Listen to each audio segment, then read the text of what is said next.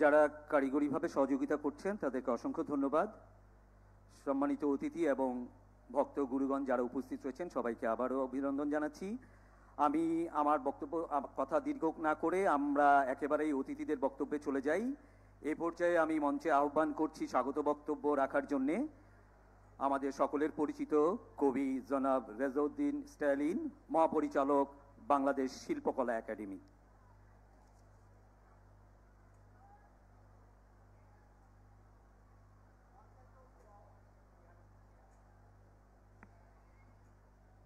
সম্মানিত অতিথিবৃন্দ, লালনের হাজার হাজার ভক্তকুল যারা আজকে এখানে সমবেত হয়েছেন, সকলকে সংস্কৃতি বিষয়ক মন্ত্রণালয়, বাংলাদেশ শিল্পকলা একাডেমি এবং কুষ্টিয়া জেলা প্রশাসনের পক্ষ থেকে স্বাগত জানাই। সুধীবৃন্দ, আমাদের আজকের এই আয়োজনের প্রধান অতিথি যিনি ভিডিও বার্তায় আপনাদের সামনে হাজির হবেন, আমাদের সংস্কৃতি বিষয়ক মন্ত্রণালয়ের মাননীয় উপদেষ্টা জনাব মুস্তফা সরওয়ার ফারুকী। আজকে আমাদের মধ্যে সভাপতি হিসেবে উপস্থিত আছেন জনাব আবু হাসনাত মোহাম্মদ আরেফিন, জেলা প্রশাসক, কুষ্টিয়া। বিশেষ অতিথি হিসেবে উপস্থিত আছেন আমাদের দেশের গণমানুষের নেত্রী, মৎস্য প্রাণী সম্পদ মন্ত্রণালয়ের মাননীয় উপদেষ্টা ফরিদা আক্তার। বিশেষ অতিথি হিসাবে উপস্থিত আছেন সংস্কৃতি বিষয়ক মন্ত্রণালয়ের সম্মানিত সচিব জনাব মোহাম্মদ মফিদুর রহমান। আজকে মুখ্য আলোচক উপস্থিত আছেন আমাদের আন্তর্জাতিক খ্যাতিসম্পন্ন লেখক ও গবেষক, আমাদের প্রাণের মানুষ, আমরা যাকে সকলে দূর থেকে অনেকে দেখি, আজকে প্রথম দেখলাম গায়ত্রী চক্রবর্তী স্পিভাক। আমাদের আজকে আলোচক হিসাবে আছেন দেশবরেণ্য কবি, লেখক, চিন্তক, লালন মানুষ বলি আমি যাকে, ফরহাদ মাজহার। আজকে আলোচনা করবেন আল মামুন, অধ্যাপক, গণসংযোগ ও সাংবাদিকতা বিভাগ। সম্মানিত সুধী, আজকের এই আয়োজনে আমি আপনাদের সকলকে আবারও স্বাগত জানাই। 3 দিনব্যাপী এই অনুষ্ঠানমালা কুষ্টিয়াতে অনুষ্ঠিত হচ্ছে। দেশব্যাপী লালন উৎসব হচ্ছে, লালনের দিবস পালিত হচ্ছে। মানুষের হৃদয়ে অনেক ভালোবাসা লালনের প্রতি। লালন দিবসে, এই তিরোধান দিবসে আমরা মনে করি যে লালনের যে অন্তর্ভুক্তিমূলক সংস্কৃতির আহ্বান, লালনের যে দর্শন, মানুষকে ভালোবাসার যে জগৎ তিনি নির্মাণ করতে চেয়েছিলেন, সেই জগৎ আমরা নির্মাণ করতে চাই। আমরা ঢাকায় আগামীকাল 18 তারিখে রাজধানীতে লালন তিরোধান দিবস পালিত হবে। আমাদের মাননীয় সংস্কৃতি উপদেষ্টা জনাব মোস্তফা সরওয়ার ফারুকী তার অক্লান্ত পরিশ্রম এবং নির্দেশনায় আমরা এবার আমাদের মহান সাধক লালন শাহের এই তিরোধান দিবস পালন করছি। আপনারা সবাই আমাদের সঙ্গে থাকবেন। আমরা লালনের আদর্শ এবং দর্শনের সঙ্গে ঐক্যমত্য হয়ে এই নতুন বাংলাদেশ গড়ার জন্যে সামনে এগিয়ে যাব। আমরা আলো তৈরি করব। মানুষে মানুষে বিভেদ, মানুষে মানুষে যে পরস্পরের যে শ্রেণীভেদ, তা দূর করে আমরা আবারও আমি বলবো যে আমরা একটা ভালোবাসার জগৎ তৈরি করব। আমরা লালন মানুষ হব। সবাইকে অনেক ধন্যবাদ।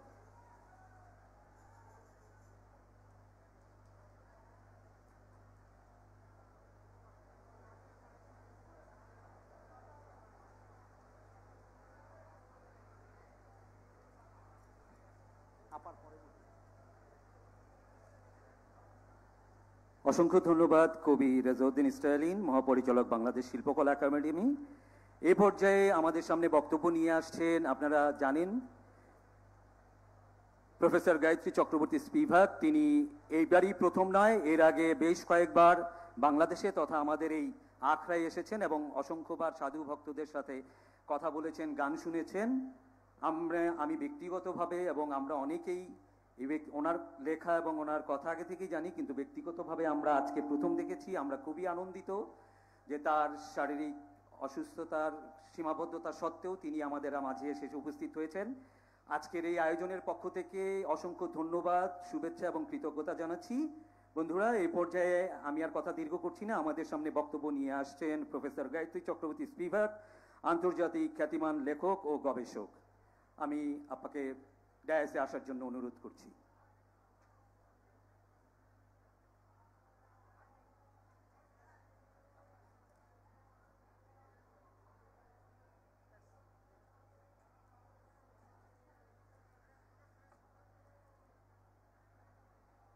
আপনাদের সকলকে দেখে এত আনন্দ হচ্ছে আমি বলতে পারবো না। আমি যে এখানে বারবার এসেছি সে কথা বললেন উনি।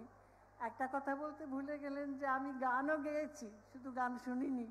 আজও ভাঙা গলায় কিছুটা গাইলাম, বড় ভালো লাগছে। সকলকে নমস্কার জানিয়ে আমি শুরু করি। এই লালন সাঁইজির তিরোধান দিবস পালনের প্রথম জাতীয় পর্যায়ের উদ্বোধনী অনুষ্ঠানে আমাকে ডেকে আপনারা আমাকে সমাদৃত করেছেন। কথা শোনা যাচ্ছে? শোনা যাচ্ছে তো? আপনারা আমাকে সমাদৃত করেছেন এবং কৃতজ্ঞ করেছেন। তবে একটু ভয়ও পাচ্ছি, আর সেই ভয়টুকু আমি সমবেত গুরু, গুরুমা এবং ভক্ত ভাই বোনদের কাছে পেশ করছি।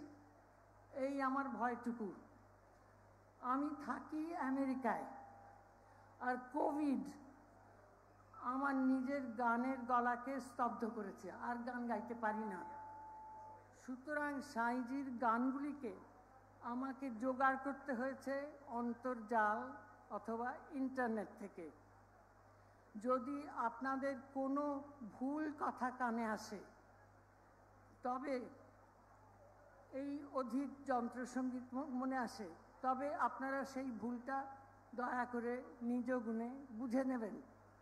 দুর্গা পূজা সবে শেষ হয়েছে, আর দেবী মাহাত্ম্যের একটি পংক্তি, ইয়া দেবী সর্বভূতেষু ভ্রান্তি রূপেণ সংস্থিতা নমস্তাস্যৈ।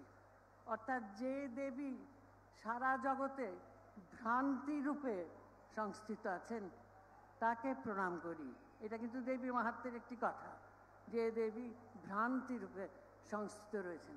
সুতরাং যদি ভুল চোখে পড়ে আমি আপনাদের অনুগ্রহ করে অনুরোধ করছি যে তা ওই ভ্রান্তিরূপ মহাদেবীর পায়ে অর্পণ করবেন। 1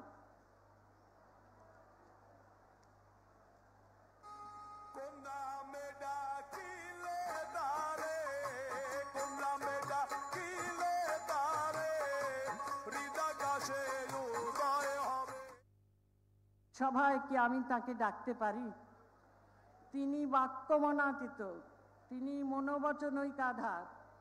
তিনি নিজে বলে দিয়েছেন, মনাতীত অধরে চিনতে ভাষা বাক্য নাহি পারে।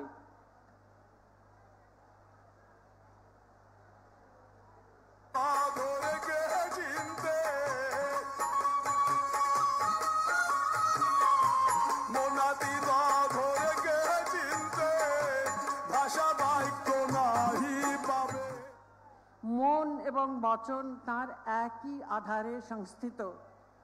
আমার মতো সাধারণ লোকের কাছে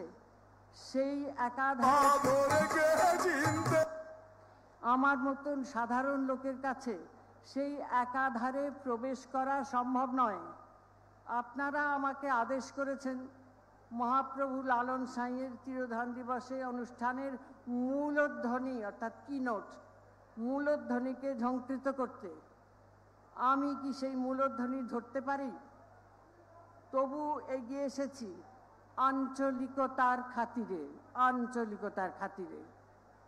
1992 সালে বাংলাদেশের কিছু সংঘবদ্ধ প্রগতিশীল আইনবাদীরা আমাকে প্রতিনিধি নির্বাচন করে ব্রাসেলস পাঠান বিশ্ব ব্যাংকের কাছে বিরাট বাঁধ বাঁধার বিরুদ্ধে লড়তে।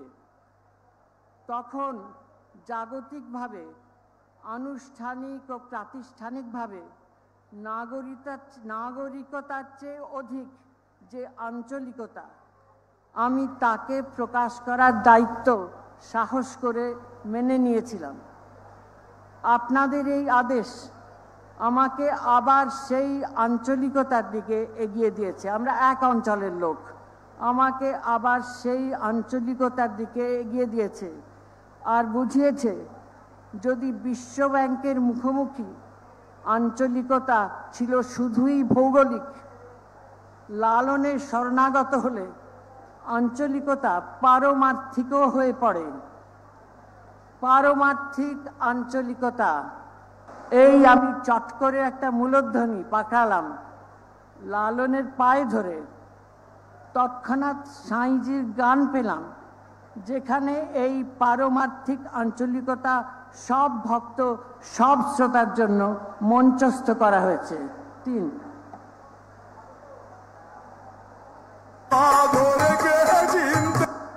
কি ছাড় আয়ত্ত করি, এই গান বাজাও। ইশারা যত করি, ইশারা যত করি। ডেপুটি সেক্রেটারি সাইফুল ইসলাম সাহেব তার চিঠিতে কলকাতাকে কেন্দ্র করে যে আমরা বাংলা সংস্কৃতির গৌরব করি, তার পাশ্চাত্যের প্রতি ঝোঁকের উপর মন্তব্য করেছেন। আমি কলকাতার মেয়ে, বহুদিন পশ্চিমে আছি, পাশ্চাত্যের সঙ্গেও আমার যথেষ্ট সংযোগ। শিলাইদহর যে কবিকে ফরহাদ মজহার বলেছেন ঠাকুরের বেটা, আরও লিখেছেন ইংরেজের ঘেঁটু হয়ে যার বাপ দাদা মালপানি কামিয়েছে। ফরহাদ তো তুমি লিখেছো, তোমাকেই আমি উদ্ধার করছি। তাকে একটু টেনে আনি, দুই বাংলাকে একটু এক করি। হে রাজা, রেখেছি আমি তোমারই পাদুকাখানি, আমি থাকি পাদ পিঠতলে। সন্ধ্যা হয়ে এলো আর কত বসে রই, তব রাজ্যে তুমি এসো চলে। আঁচল বিছানো আপনাদের অঞ্চলের মসনদে, থাকুক লালন সাঁইয়ের সন্ধ্যারতির খড়ম জোড়া।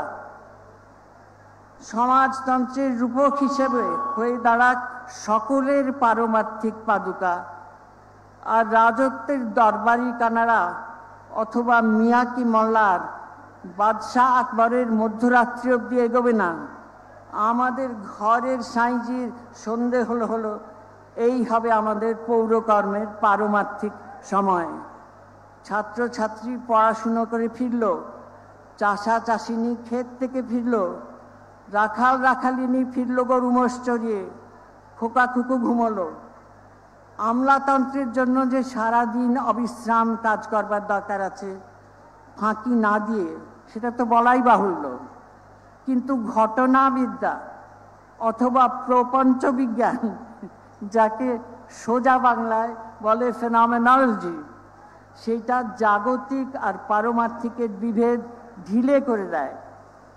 এই কথা সাঁইজির মাজারে 2 দশকেরও আগে আমি রোশন ফকিরকে রসাবৃদ্ধির মধ্যে বলেছিলাম, যথা পঞ্চভূত এবং জ্ঞান লোকের বিভেদ সাঁইজি নড়িয়েছেন। তখন তিনি আমাকে মহাপুরুষ বলেছিলেন রোশন ফকির। কল্যাণীয় ফরহাদ মজহার আমাকে কিছুদিন আগে একটা কাহিনী বলেছিলেন, সেটা আমি আপনাদের বলিও, যদিও আমার স্মৃতি থেকে সেটা মুছে গেছে। গল্পটা আমি এর আগে জাপানে করেছি একবার। ফরহাদের বয়ানে বছর 20-25 আগে আমাকে নাকি সে বলেছিল, দিদি আমি মধ্যবিত্তের কাছে লালনকে তুলে ধরতে চাই। আর আমি নাকি তাকে বলেছিলাম, মধ্যবিত্ত লালনকে খেয়ে ফেলবে, আর এনিওয়ে এ প্রয়াসের দায়িত্ব তোমার নয়, তুমি বরং লালনের গভীরে ডুবে যাও, আমি নাকি বলেছিলাম। তারপর সে ডুবলো। শুরু করি লালনেরই বাক্য দিয়ে, ডুবে দেখো দেখি মন কি রূপ লীলাময়, যারে আকাশ পাতাল খুঁজি এ দেহে সে রয়।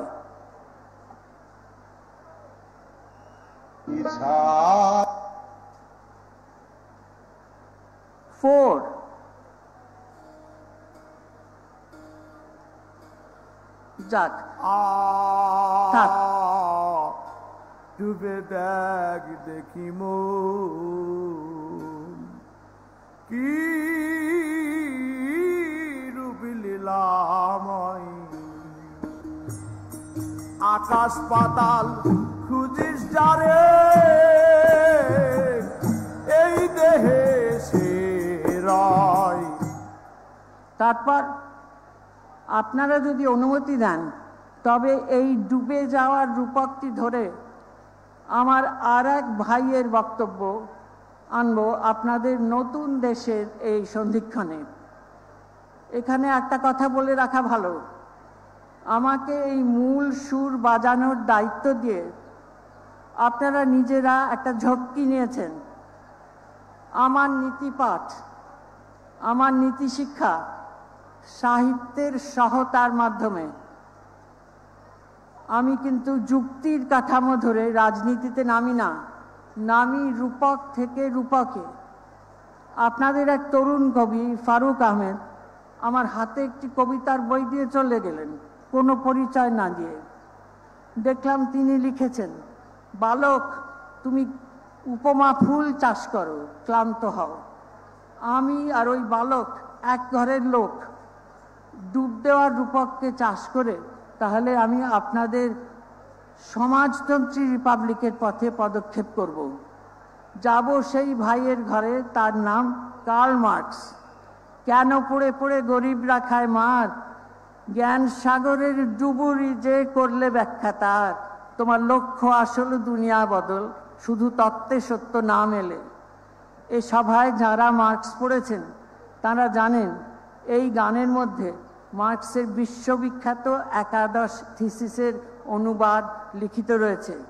দার্শনিকেরা এ পর্যন্ত শুধু জগৎটা ব্যাখ্যাই করেছেন নানাভাবে, এখন দরকার জগৎটা বদলানো।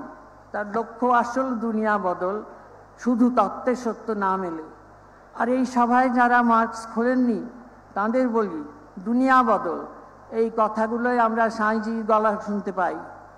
আর এই কথা দুটি যারা শুধুই আরবি, ফার্সি, তুর্কি অথবা সোয়াহিলি জানেন তারাও বুঝতে পারবেন। তবে দুনিয়া বদল সোজাসুজি লালনে কি পাবেন? এখানে রাজনৈতিক দেশাত্মিক সাক্ষরের যারা, তাদের সক্রিয়ভাবে ডুবতে হবে লালনে। মনকে সাঁতরে অন্যত্র নিয়ে যেতে হবে, যাকে বলে রিলে দৌড় অথবা রিলে সাঁতার। এখানে গানটা শুনুন।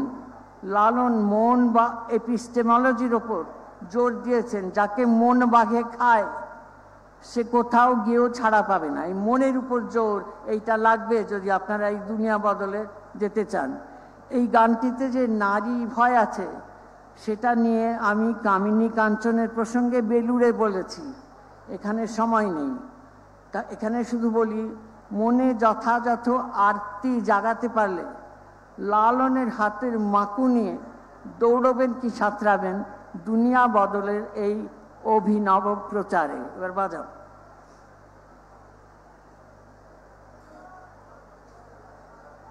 "4A" যথায় যাবি তথায় পাগল,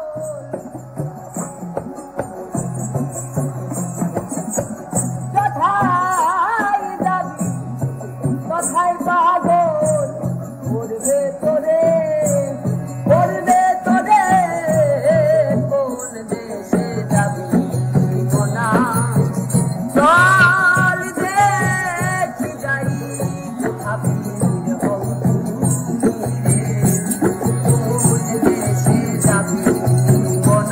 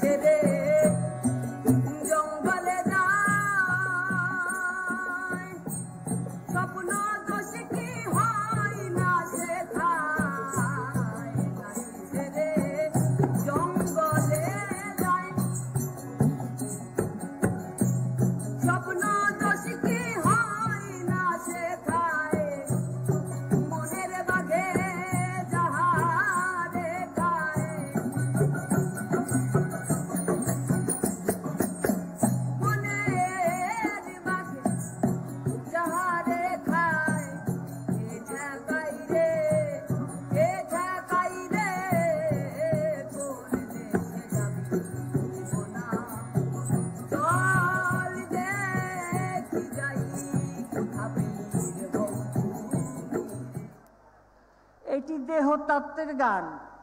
আমি আমার সাধারণ বুদ্ধিতে এটাকে কাণ্ডজ্ঞানের গান বানিয়েছি।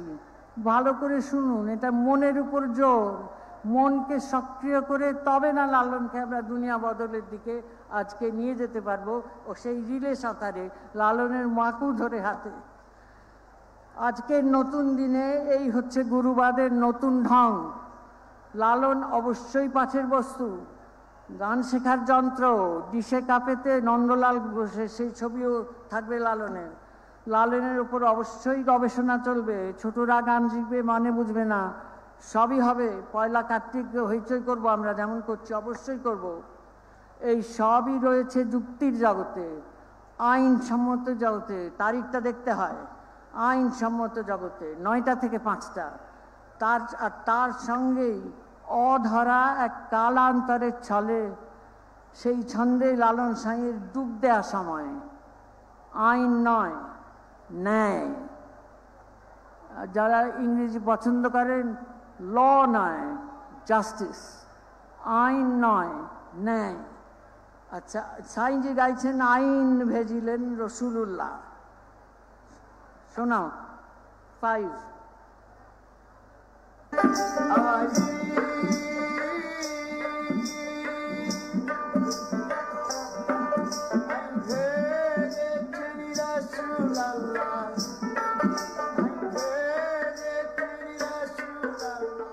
আর তারপর নামেরও সহিত রূপ ধ্যানে রাখিয়া ডাকো, বেরিসানায় যদি ডাকো কেমনে চিনিবে আল্লাহ। এই গানটা যে আমি পেয়েছি, এখানে কথা একটু অন্যরকম। আমরা যে গেয়েছি একসঙ্গে, আরিফ বসে আছে, আরিফের সঙ্গে অনেক গিয়েছি, নবপ্রাণের সঙ্গে একসঙ্গে। সেখানে নামেরও সহিত রূপ ধ্যানে রাখিয়া জপো, বেনিশানায় যদি ডাকো কেমনে চিনিবে আল্লাহ। বাজাও।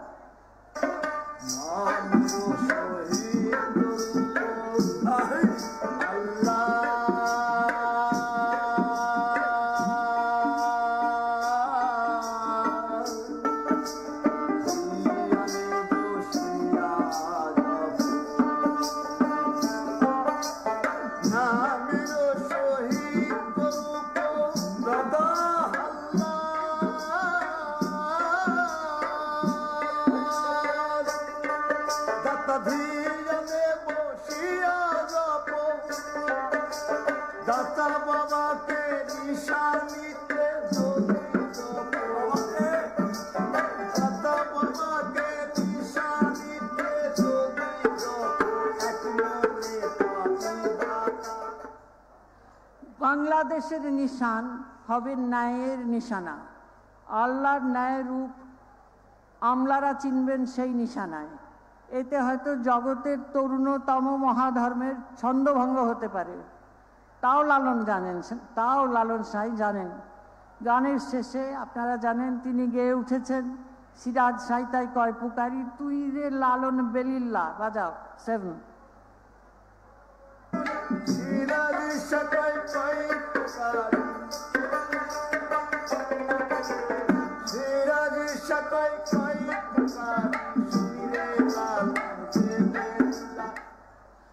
সমাজবাদের তাড়নায় পারমার্থিক আঞ্চলিকভাবে মহত্তর নিয়মের উদ্যোগে নিয়ম ভাঙতে জানতে হয়।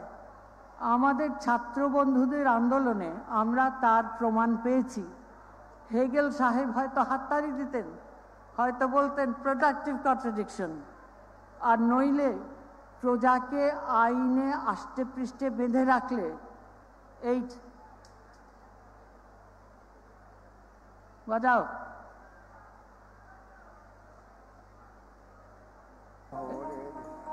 ষোলজনা বোম্বাকে করিয়ে পাগল পারা, করিয়ে পাগল পারা, নিল তারা সব লুটে, নিল তারা সব লুটে। শহরের ষোলজনা বোম্বাকে। জানি এটা ষড়রিপুর রূপক, বোম্বেটেরা ষড়রিপুর রূপক। কিন্তু মনে রাখবেন, রিপুর দ্বারাই তো সমাজতন্ত্র নষ্ট হয়। কাজে এটা দুই দিক থেকে দেখা যায়। আপনাদের মৎস্য প্রাণী সম্পদের উপদেষ্টা ও আমার কল্যাণিয়া ধানি লঙ্কা বোন শ্রীমতী ফরিদা আক্তার, তিনিও আমার কল্যাণিয়া। তিনি আমাকে আশ্বাস দিয়েছেন। তিনি আমাকে লিখলেন, লালন ভক্তরা সভায় থাকবে, সাধু গুরুরা থাকবেন, তুমি যেভাবে কথা বলো সেইভাবেই তুমি বক্তব্য রাখবা। এতে আমি মনে বল পেয়েছি। তবে আমি বলে রাখছি ভক্তবৃন্দকে, আবার অবনত আদাবে গুরুবৃন্দকে, গুরুমাদের, সাধুবৃন্দকে, আমি মাইনে করা মাস্টার মাত্র। আমার কথা শাস্ত্রসম্মত নয়, অধ্যয়নই আমার তপস্যা। আমার কথা শুধু মনোযোগ দিয়ে ঝাঁপ দেওয়ার ফল। আমাকে নিজ গুণে মাফ করবেন। ভক্তি আমার কাছে বিভাগের অঙ্গ, বিভাগের ফল। বিভক্ত অবস্থা আলোচনা ও আবেদনের একমাত্র আধার। মহাপ্রভুর সঙ্গে কথা বলতে হলে নিজের দৈনন্দিন ব্যক্তিত্বের বাইরে পদক্ষেপ করতে হয়। এই সাধনার ভাবে ভক্তির মাধ্যমে আপনা থেকে বিভক্ত হয়ে কোনো একটি রসে অবগাহন পাওয়ার সম্ভাবনায় বিরাট প্রয়াসে রপ্ত থাকতে হয়। সেই প্রয়াসের ভিতর থেকে সাক্ষ্যরসে আশ্রয় নিয়ে সখীভাবে পথের যাত্রায় কুষ্টিয়া মাজারে রব ফকির ও রোশন ফকির এদের সঙ্গে এই কথাগুলি বলেছিলাম। রব এবং রোশন, যে ভক্তিভাব নিত্য নৈমিত্তিক সত্তাকে ছেড়ে কোনো এক রসে ভাসে আত্মবিভক্ত হয়, তখনই তারা আমাকে বলেছিল, আপনি গুরু, আপনি সিদ্ধ মহাপুরুষ। তখন আমি তাদের একই কথা বলেছিলাম, আমি মাইনে করা মাস্টার। এই কথাগুলি আমি শিখেছি এক চিন্তকের লেখা পড়ে। তিনিও শিক্ষক, বর্তমানে গত হয়েছেন এবং ইহুদি। তখন নাম বলিনি, আজ করি, জাক দেরিদা। লালনের নাম করেছিলাম তার কাছে, যদিও তখন জাকের শেষ অসুখ শুরু হয়ে গেছে। তবুও কথা হয়েছিল নিশান আর ট্রেস নিয়ে।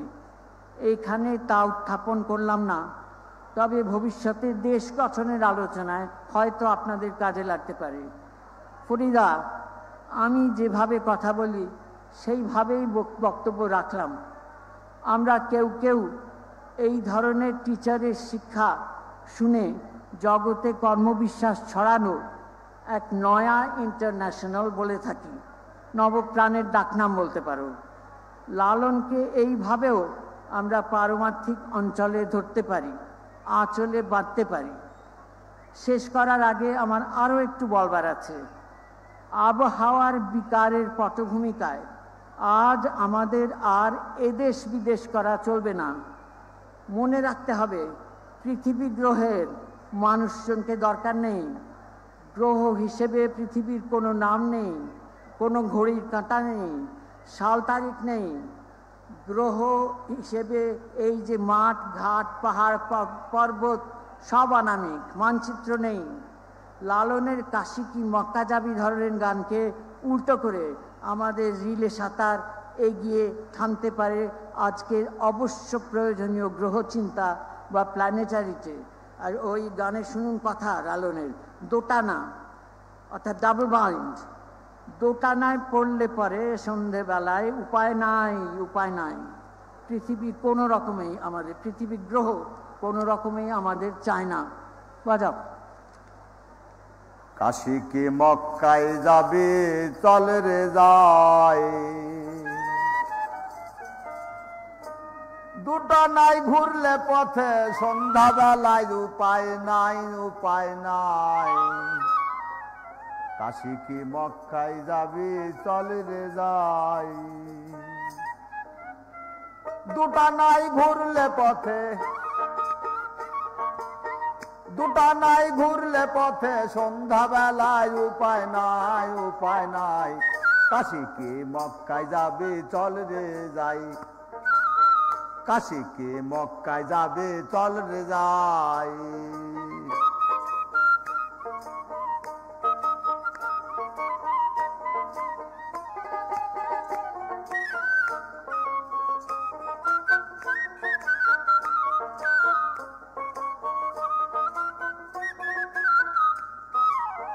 মক্কাতে ধাক্কা খেয়ে যেতে চাও কাশি ধামে, মক্কাতে ধাক্কা খেয়ে। কি হলো? যাকগে, কিছু একটা হলো। এইটাই বলে শেষ করি। মাস্টার হিসেবে আমার অন্যতম উদ্দেশ্য জগৎ, এমন একটা জগৎ সত্তা গঠন, যে সত্তা ভাবে ও অনুভব করে সারা জগৎ আমার ঘর, সারা জগৎ আমায় তুলে ধরেছে। এমনকি জগতের কেন্দ্রে যে আগুন, পূর্ণ বৃত্তের মধ্যে আজগুবি মহাসমুদ্রের তলাটুকু অবধি আমাকে কেউ পৃথিবী থেকে ছেলে ফেলে দিতে পারবে না। এমনকি মহাকাশে যদি আমি বিচরণ করি তাহলেও সম্পত্তি একটা বানানো জিনিস, সারা পৃথিবী আমাদের সম্পত্তি হতে পারে না, অথবা সেটা অবশ্যই প্রত্যেকেরই সম্পৃক্তি। একমাত্র যেভাবে সারা জগৎ দখল করা যেতে পারে পুরো জগৎটার জন্যই সক্রিয় হয়ে, এই চেষ্টাই আমি আমার স্কুলগুলোতে, ইউনিভার্সিটিতে করি। পুঁজিবাদের লোলুপতায় জগৎ ভ্রষ্ট, কাজী দোটানার মধ্যে নতুন দেশের কার্যক্রম, একদিকে আইন আরেকদিকে ধ্যান, একদিকে রোদে জলে ভরা দেশ, আরেকদিকে চিহ্নবিহীন পৃথিবী গ্রহ তারকার আকর্ষণে মহাকাশে ঘুরছে, চিরকাল ঘুরবে না। গুরু লালন সাধারণ মানুষকে অত দূরে নিয়ে যেতে পারবেন কিনা সেটা আমাদের কল্পনা শক্তির সক্রিয়তার উপর নির্ভর করছে। সাধু ভক্তেরা মেতে আছেন, আমাদের দোয়া করুন। আমার কথা ফুরলো, ঝাঁপ দিই আবার যথারীতি রোহিঙ্গাদের কথা, প্যালেস্টাইনের কথা মনে করিয়ে শেষ করি। আজ এই থাক, শেষ গান।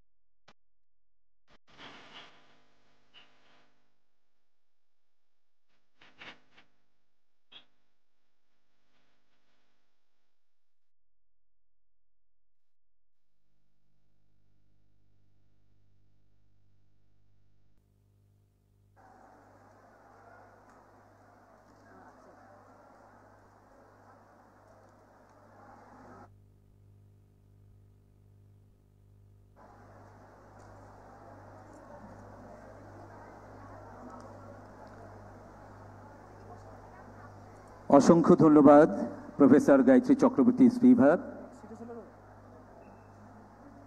তার এই গবেষণাধর্মী এবং তথ্যবহুল আলোচনার জন্যে। বন্ধুরা, আমরা এই পর্যায়ে আবার আলোচনা শুনব। এই পর্যায়ে আমি মঞ্চে আলোচনা করার জন্য আহ্বান করছি নবপ্রাণ আখড়াবাড়ির প্রতিষ্ঠাতা, ফকিরি ভাবধারার সাথে যুক্ত কবি ও ভাবুক ফরহাদ মজার। আমি মঞ্চে আহ্বান জানাচ্ছি কবি ফরহাদ মজারকে।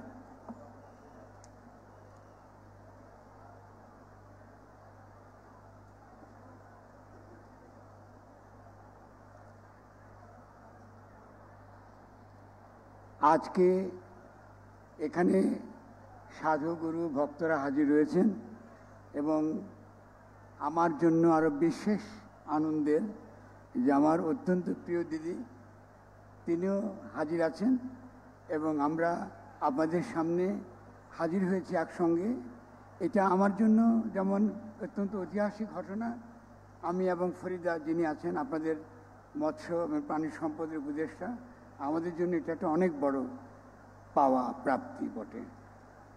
আমরা মনে করি এর বাইরে আমরা যারা সাধুগুরুরা এখানে হাজির আছি এবং একই সঙ্গে আমাদের প্রশাসনে যারা আছেন এবং আজকে আমাদের অত্যন্ত প্রিয় সংস্কৃতি মন্ত্রণালয়ের উপদেষ্টা, তিনি এখানে নেই বটে, কিন্তু তাকেও আমি তার অভাব বোধ করছি, কারণ তার উৎসাহ এবং তার দৃঢ়তা এবং অঙ্গীকার যে আমরা ফকির লালন শাহকে যেভাবে প্রান্তিক করে রেখেছি, আমাদের দৃষ্টির বাইরে, আমাদের চিন্তার বাইরে, আমাদের রাজনৈতিক সংকল্পের বাইরে যেভাবে প্রান্তিক করে রেখেছি, এটা চলতে দেওয়া যায় না।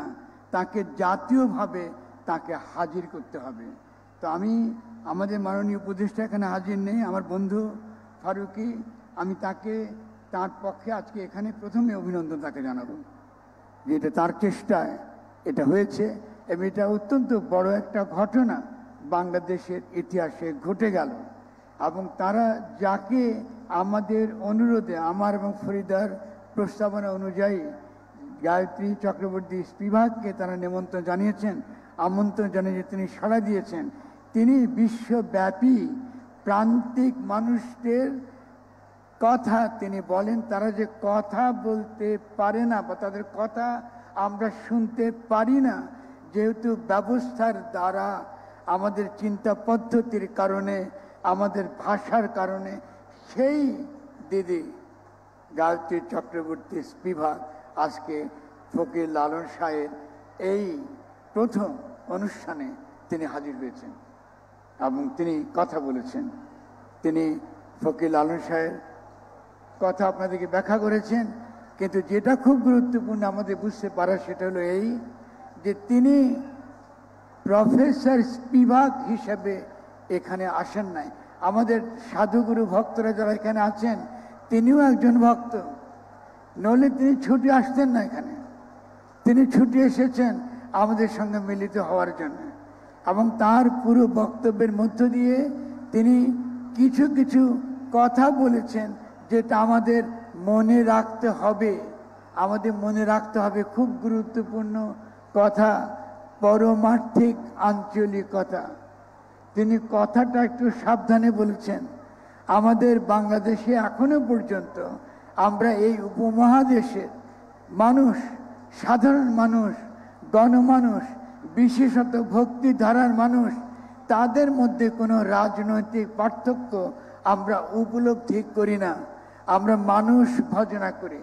ফলে যে পারমার্থিক আঞ্চলিকতার কথা তিনি বলে গেলেন, এই পারমার্থিক আঞ্চলিকতা আমাদের আগামী দিনে আমরা যে একটা পারমার্থিক সত্য, আরো সার্বজনীন সত্য, যেটা ফকির লালন শাহ মানুষ ভজনা কথাটার মধ্য দিয়ে ব্যক্ত করেছেন, সে মানুষ ভজনার মধ্য দিয়ে আমরা যেন এই যে ঔপনিবেশিক আমলে আমাদের যে জাতিবাদী বিভাজন, যে বিভক্তি, পরস্পরের প্রতি যে সন্দেহ, পরস্পরের প্রতি যে অবিশ্বাস, এটা যেন আমরা কাটিয়ে উঠতে পারি। এই কাটিয়ে ওঠার সংগ্রামে ফকির লালন শাহ অত্যন্ত গুরুত্বপূর্ণ। তিনি যে মানুষ ভজনার কথা বলেন, এটা আমরা এখন যেভাবে আমাদেরকে পরিচয় নির্ণয় করতে চাই, জাতির দ্বারা, রাষ্ট্রের দ্বারা, ধর্মের দ্বারা, বর্ণের দ্বারা, আভিজাত্যের দ্বারা, ফকির লালন শাহ এইসব দিয়ে আমাদেরকে নির্ণয় করতে চান না। তিনি চান আমরা মানুষ ভজনার মধ্য দিয়ে সেই আমিকে আবিষ্কার করি, সে আমিকে আবিষ্কার করি যে সকলের মধ্যে বিরাজ করেন। আমি যে এখন কথা বলছি, যে আমি আমার মধ্যে বিরাজ করছি, আমি যখন আমাকে আবিষ্কার করব তখন আমি বুঝতে পারবো আমার সামনে আরো যত আমি বসে আছে সকলেই কিন্তু এক, তাদের মধ্যে মৌলিক কোনো ফারাক নাই। ফারাকটা হচ্ছে আমরা ডুবে যেতে পারছি কিনা। এই যে ডুবে যাবার কথাটা একটু বললাম, দিদির মনে আছে বহু বছর আগে, বোধহয় 30 বছর হয়ে গেছে, আমি ফকির লালন শাহ সম্পর্কে একটা অনুষ্ঠান করেছিলাম ঢাকা শহরে, খুব প্রশংসিত হয়েছিল।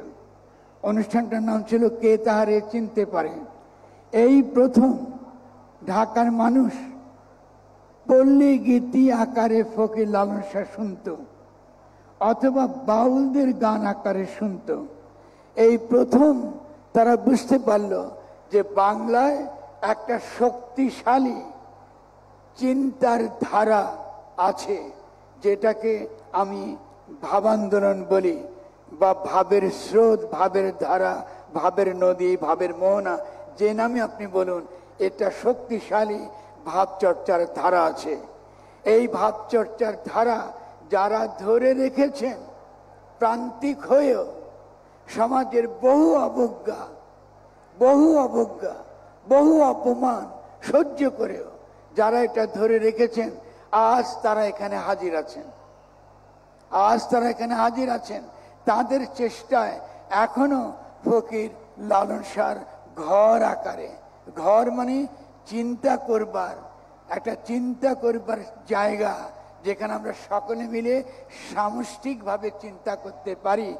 এই যে একটা ঘর, এই ঘরের যে জায়গা, এই নদিয়ায় এই ধারাটা আমরা এখনো জীবন্ত রাখতে পেরেছি। এবং গণ অভ্যুত্থানের পরে, জুলাই গণ অভ্যুত্থান পরে এই ধারার সঙ্গে আমাদের নতুন যোগ ঘটছে। এই যোগটা শুধু আঞ্চলিক নয়, এই যোগটা আন্তর্জাতিক। আজকে গায়ত্রী চক্রবর্তী স্পিভাক সম্পর্কে আমি যদি বলতে যাই, অনেক লম্বা কথা বলতে হবে।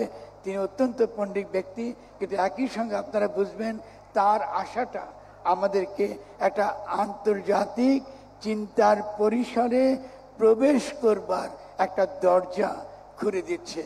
এবং ফকির লালন শাহ সেই দরজা আমাদের জন্য অনেক আগেই তৈরি করে রেখেছিলেন।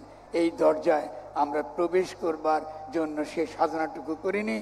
আজকে এই অনুষ্ঠানের মধ্য দিয়ে সেই সাধনার দ্বারটা আজকে এখানে আমরা উন্মোচিত করা হলো, এটা খোলা হলো। এই জন্যে আমরা যারা এই অনুষ্ঠানকে সার্থক করে তুলেছেন, আমাদের প্রশাসনের সকলে, তাদেরকে আমি ধন্যবাদ জানাচ্ছি। একই সঙ্গে আমি দু একটা কথা বলে আমার বক্তব্য শেষ করব। আমরা এই অনুষ্ঠান সফল হোক, এটা আমরা সকলে চাই। একই সঙ্গে আমরা দীর্ঘকাল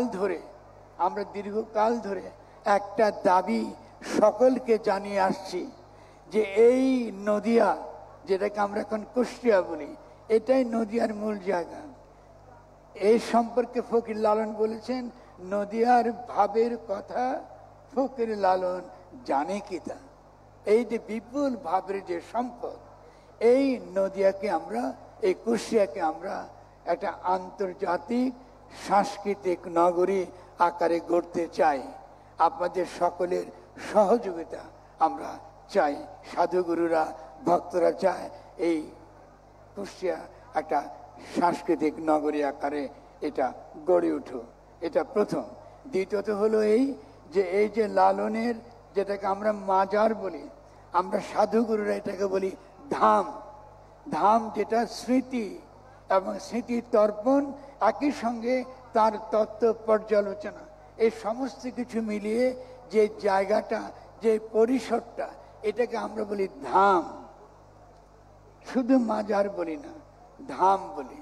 এই ধামে এরও আমরা আরো যেন সরকার এই ধামকে আরো বিকশিত করবার, এখানে জ্ঞান চর্চার, সঙ্গীত চর্চার, সাধনার একটা শক্তিশালী ক্ষেত্র আকারে যেন গড়ে তোলে।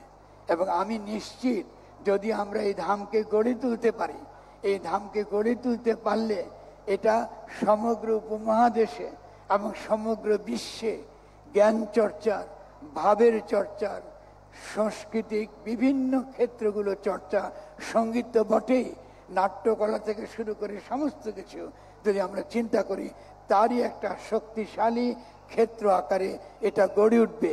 এবং বাংলাদেশ শক্তিশালী একটি জনগোষ্ঠী হিসেবে, বাংলাদেশের জনগণ শক্তিশালী রাজনৈতিক গোষ্ঠী হিসেবে বিশ্বে নিজেদেরকে হাজির করতে পারবে। আজকের এই অনুষ্ঠান বাংলাদেশের বিশ্ব পরিসরে, বিশ্বভাবের পরিসরে, বৈশ্বিক চিন্তার পরিসরে প্রবেশের দিন।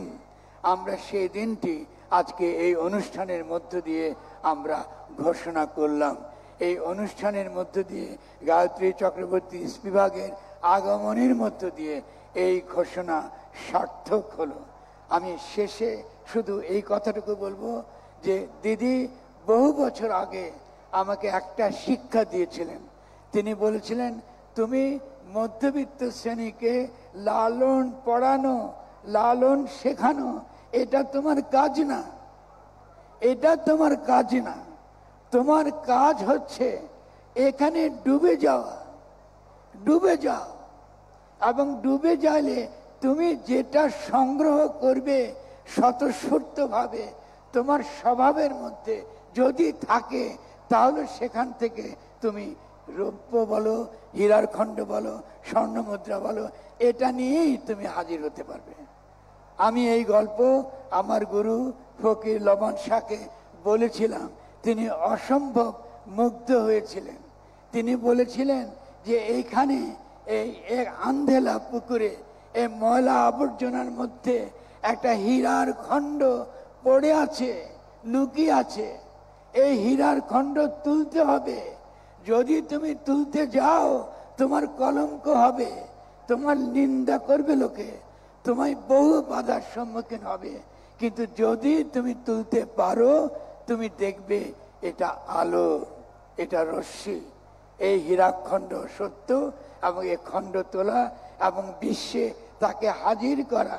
হাজির করা এই জন্য নয় যে লালনই একমাত্র সত্য, হাজির করা এই জন্যে যে বিশ্বের জ্ঞানের চর্চায়, বিশ্ব পরিসরে আমরা বাংলা ভাষীরা আমরা হাজির আছি। আমাদের চিন্তা একটা ধারা আছে, আমাদের ভাবের একটা ধারা আছে, আমাদের দর্শনের একটা ইতিহাস আছে।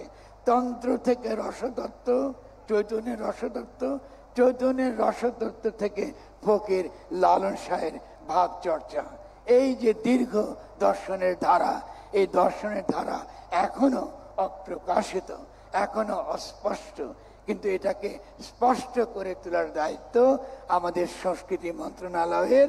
এবং সংস্কৃতি মন্ত্রণালয়ের সঙ্গে আমরা ঘনিষ্ঠভাবে এটাকে সফল করে তোলার জন্য আমরা অবশ্যই কাজ করব।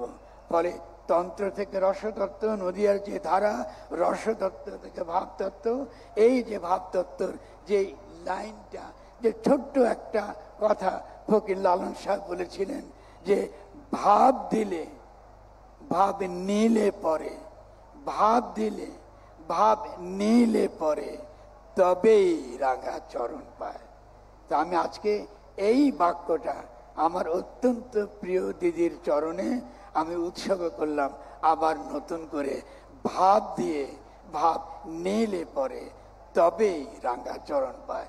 ফলে আমি এবং আমরা এখানে যারা হাজির আছি, আমাদের দিদি, আমাদের প্রাণের দিদি, আমাদের ভালোবাসার দিদি, যিনি যে কথাটা বলে গেছেন যে পারমার্থিক আঞ্চলিকতা, এই কথাটার মানে আমরা বুঝবো। এই ভাবের কথাটা তিনি আমাদেরকে দিয়ে গেছেন। আমরা এটা নিয়ে আরো ভাববো, আরো গভীরে যাব, আবার ডুববো এবং বাংলাদেশকে বিশ্বে আমরা প্রতিষ্ঠিত করে ছাড়বো ইনশাআল্লাহ। জয় গুরু। সকলে আমার জন্য প্রার্থনা করবেন।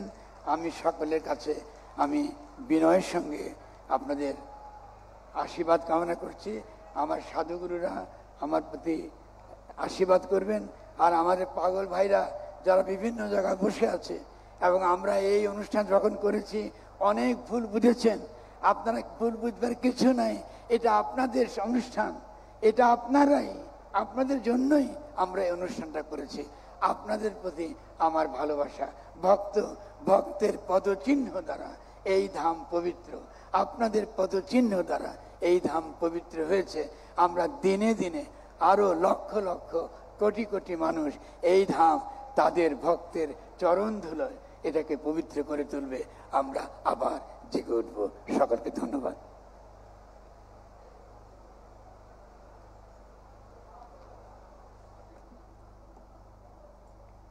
অসংখ্য ধন্যবাদ কবি ও চিন্তক ফরহাদ মাঝার। সম্মানিত সভাপতি, প্রধান অতিথি, বিশেষ অতিথিবৃন্দ, আলোচক, উপস্থাপক, বক্তা, অনুরাগী বৃন্দ, লালনের পবিত্র আখড়ায় আজ আমরা একত্রিত হয়েছি 135তম তিরোধান দিবসে।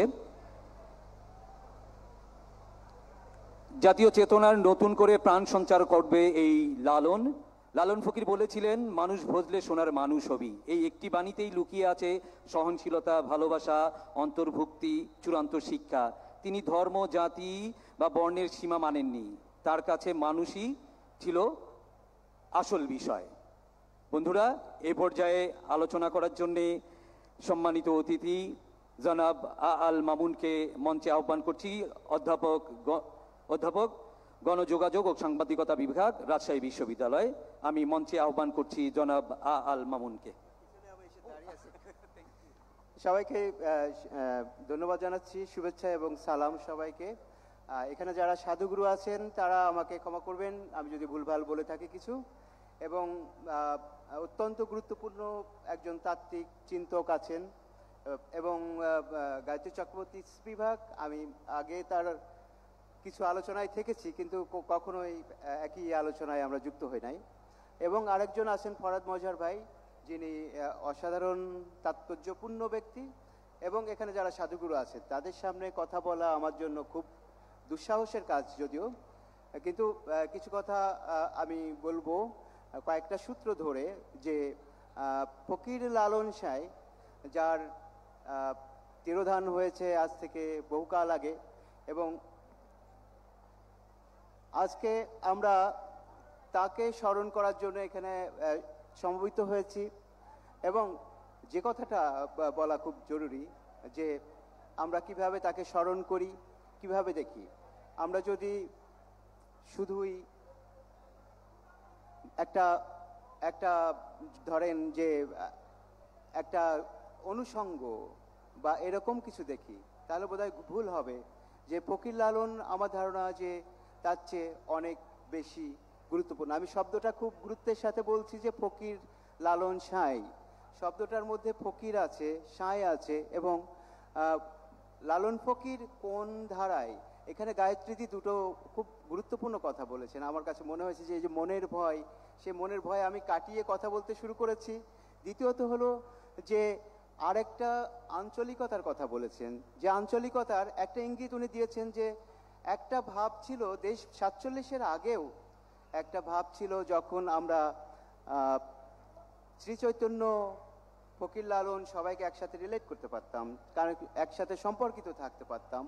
কিন্তু সেই সময়টা বোধহয় আমরা অতিক্রম করেছি জাতিবাদ, জাতিরাষ্ট্র, নানা কিছুর কারণে। ফলে যেটা হয়েছে যে আমরা যে অংশটাকে বঙ্গ হিসেবে চিনি, বাংলাদেশ হিসেবে চিনি, সেই অংশের যে একটা আন্তর্জাতিকতা ছিল, তার যে নিজস্ব একটা ভাবের জগৎ ছিল, যে ভাবের জগতে যদি আমরা ডুব দিই তাহলে দেখতে পাবো আজকে গায়ত্রী চক্রবর্তী স্পিভাক, যিনি ধরেন যে 80-র দশকে যার সুখ্যাতি তৈরি হলো যখন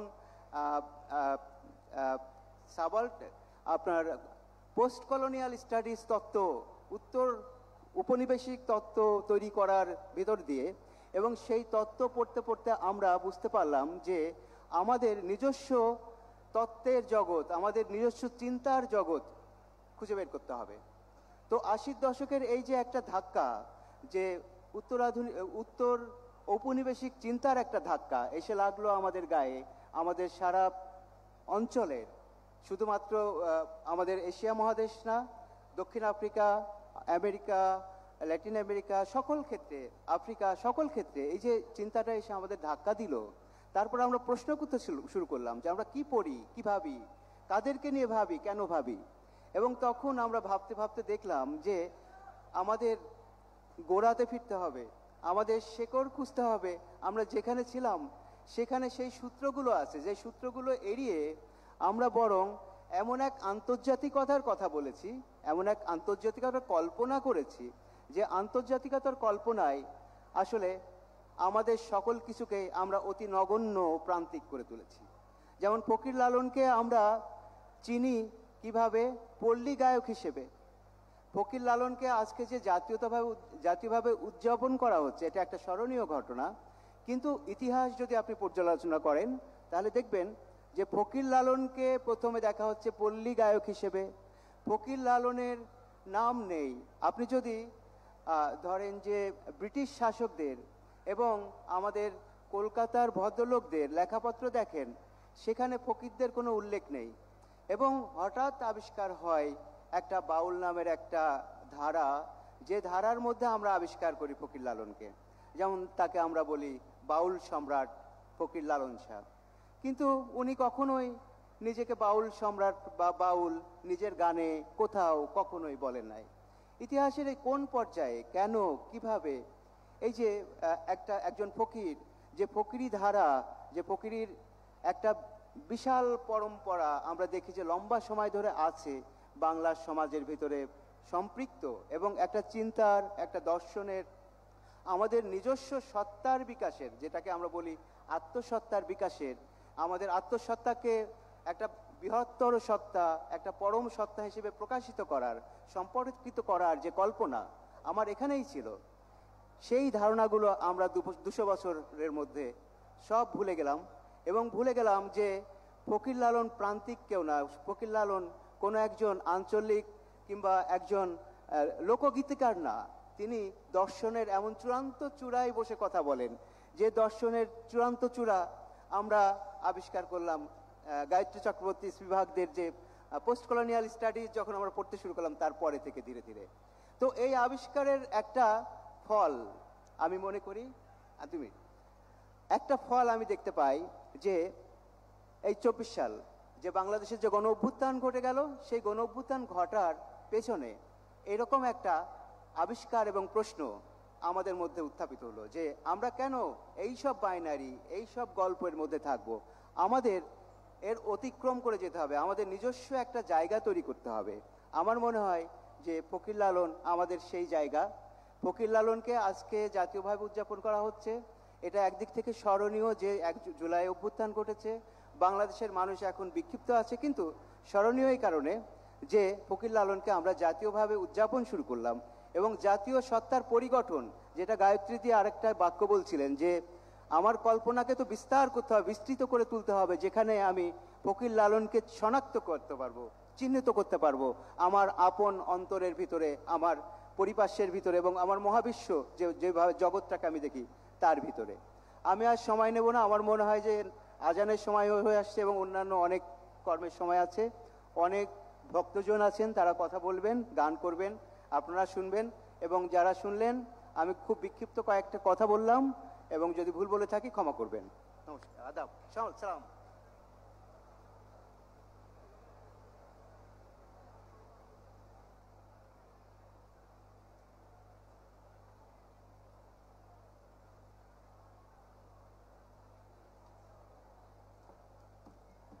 অসংখ্য ধন্যবাদ আল মামুন, অধ্যাপক গণযোগাযোগ ও সাংবাদিকতা বিভাগ, রাজশাহী বিশ্ববিদ্যালয়। বন্ধুরা, এই পর্যায়ে আমাদের এখানে বিশেষ অতিথি হিসেবে বক্তব্য নিয়ে আসছেন, যাদের বিশেষ সহযোগিতায় এই প্রথমবারের মতো 135তম তিরোধান দিবস উদযাপন করছি আমরা এই রাষ্ট্রীয়ভাবে। আমি মঞ্চে আহ্বান করছি জনাব মোহাম্মদ মফিদুর রহমান, সচিব, সংস্কৃতি বিষয়ক মন্ত্রণালয়। আমি মঞ্চে আসার জন্য আহ্বান করছি স্যারকে।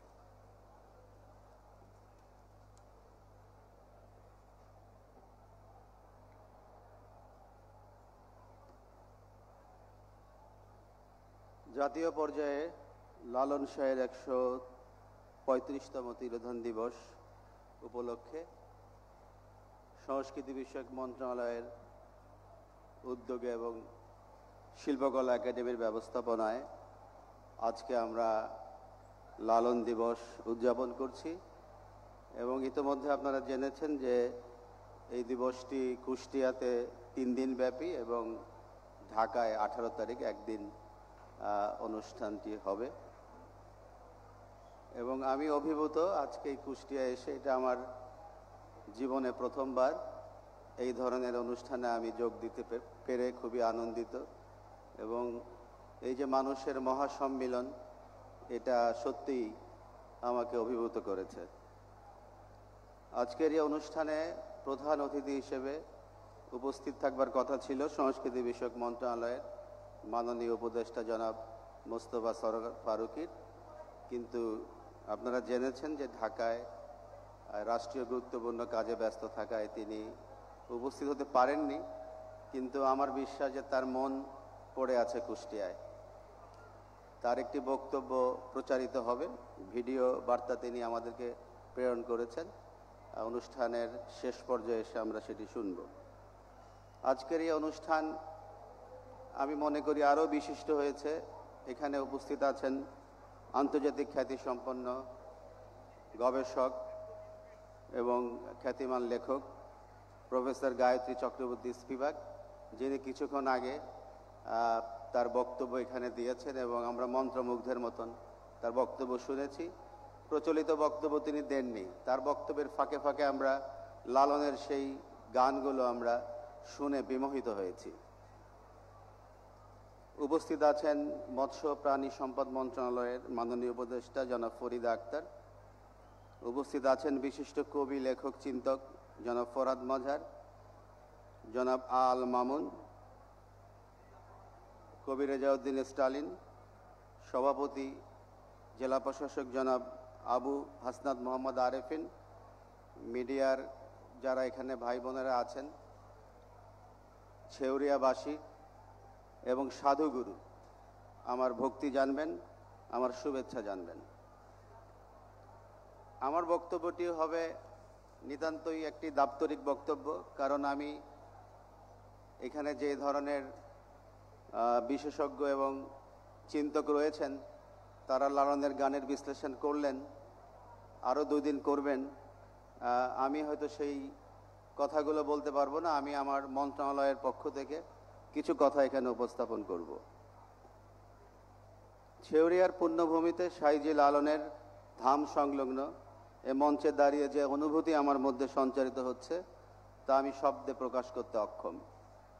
এ এক মানুষের অপূর্ব সম্মিলন, আর এই সম্মিলন আত্মার বন্ধন সম্ভব হয়েছে এক মহাত্মাকে ঘিরে। তিনি লালন সাঁই। বাংলার আধ্যাত্মিক ও মানববাদী চিন্তার ইতিহাসে তিনি এক অনন্য সাধক ও দার্শনিক।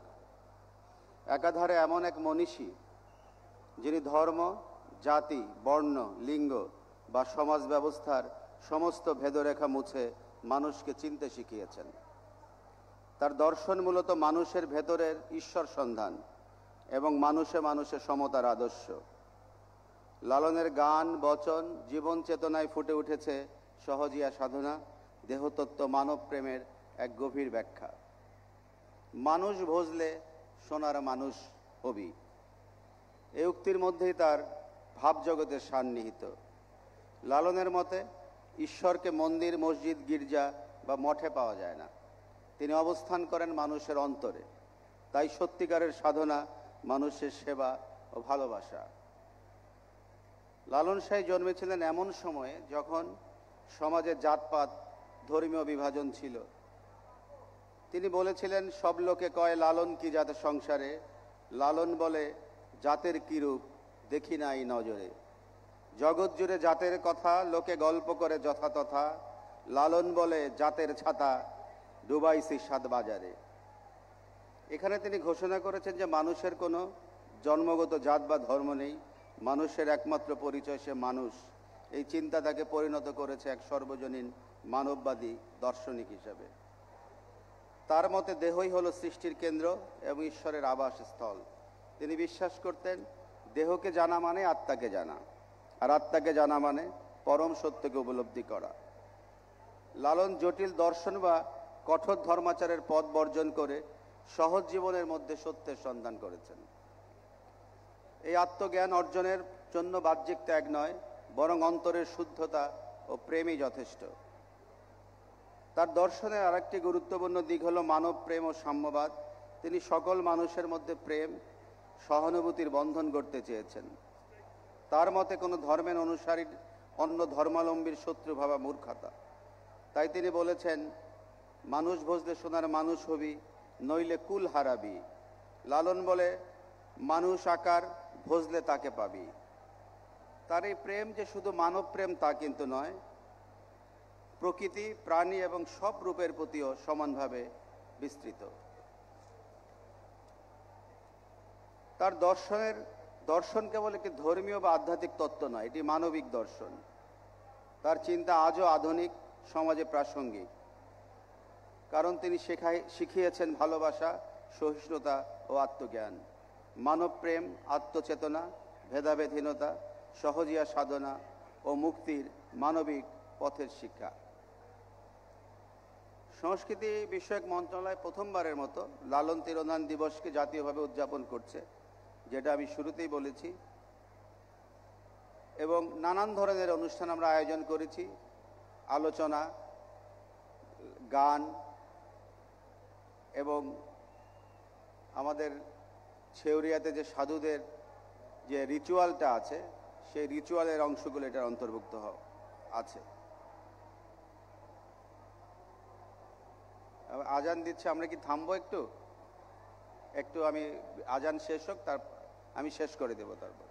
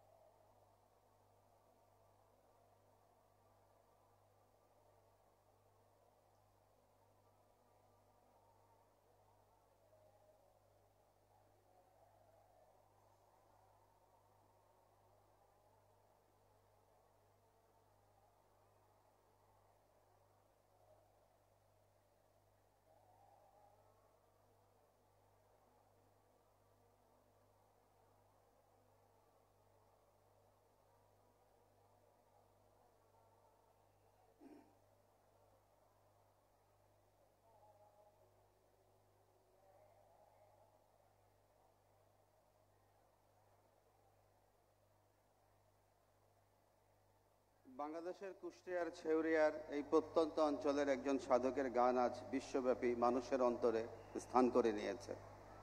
প্রয়োজন এখন তাকে নিয়ে উচ্চতর গবেষণা ও তার গানকে বিশ্বব্যাপী ছড়িয়ে দেওয়া। সংস্কৃতি মন্ত্রণালয় সে কাজে সহযোগিতা করবে। পরিশেষে আজকের এই অনুষ্ঠানে দীর্ঘ পথ পাড়ি দিয়ে আমাদের মাঝে উপস্থিত হওয়ার জন্য আমি প্রফেসর গায়ত্রী চক্রবর্তী স্পিবাককে সংস্কৃতি মন্ত্রণালয়ের পক্ষ থেকে বিশেষভাবে ধন্যবাদ জ্ঞাপন করছি। তিনি এখানে আসায় আমাদের এই অনুষ্ঠান একটি আন্তর্জাতিক মাত্রা পেয়েছে নিঃসন্দেহে, এবং আশা করব ভবিষ্যতে সংস্কৃতি বিষয়ক মন্ত্রণালয় যদি এ ধরনের কোনো আন্তর্জাতিক সেমিনারের আয়োজন করে লালনকে নিয়ে বা অন্য কোনো বিষয়, তাহলে তিনি আবারও আমাদের সাথে যোগ দেবেন। আমি আমার অন্তরের অন্তঃস্থল থেকে সবাইকে ধন্যবাদ জানাচ্ছি। আপনারা এখানে উপস্থিত হয়ে এই লালন তিরোধান দিবসের আয়োজনকে সার্থক করেছেন, এবং আমি আশা করব আগামী যে 2 দিন এই অনুষ্ঠান চলবে সেই 2 দিনও আপনারা এখানে উপস্থিত হবেন, এখানে আলোচনা শুনবেন, সাধুগুরুরা থাকবেন এবং তারা তাদের ভক্তি নিবেদন করবেন। সব বিষয়ে সংস্কৃতি মন্ত্রণালয় আপনাদের সহযোগিতা কামনা করে। এটুকু বলে আমি আমার বক্তব্য শেষ করছি। সবাইকে অসংখ্য ধন্যবাদ।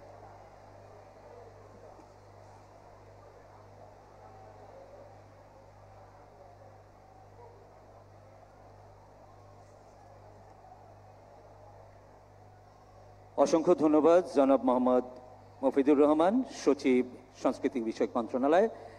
উপস্থিত বন্ধুরা, এই মুহূর্তে আমার মনে হয় যেহেতু মাগরিবের আজান হয়ে গেছে, আর ফরজ নামাজ সহ সুন্নত নামাজ আদায় করার জন্য 8 থেকে 10 মিনিট সময়ের মতো লাগে সাধারণত। আমরা 8 থেকে 10 মিনিট পরে আবার আমাদের আলোচনায় ফিরব। ততক্ষণ পর্যন্ত যারা আছেন তারা আমাদের সঙ্গে থাকবেন সেই আশাবাদ ব্যক্ত করছি। ধন্যবাদ সবাইকে।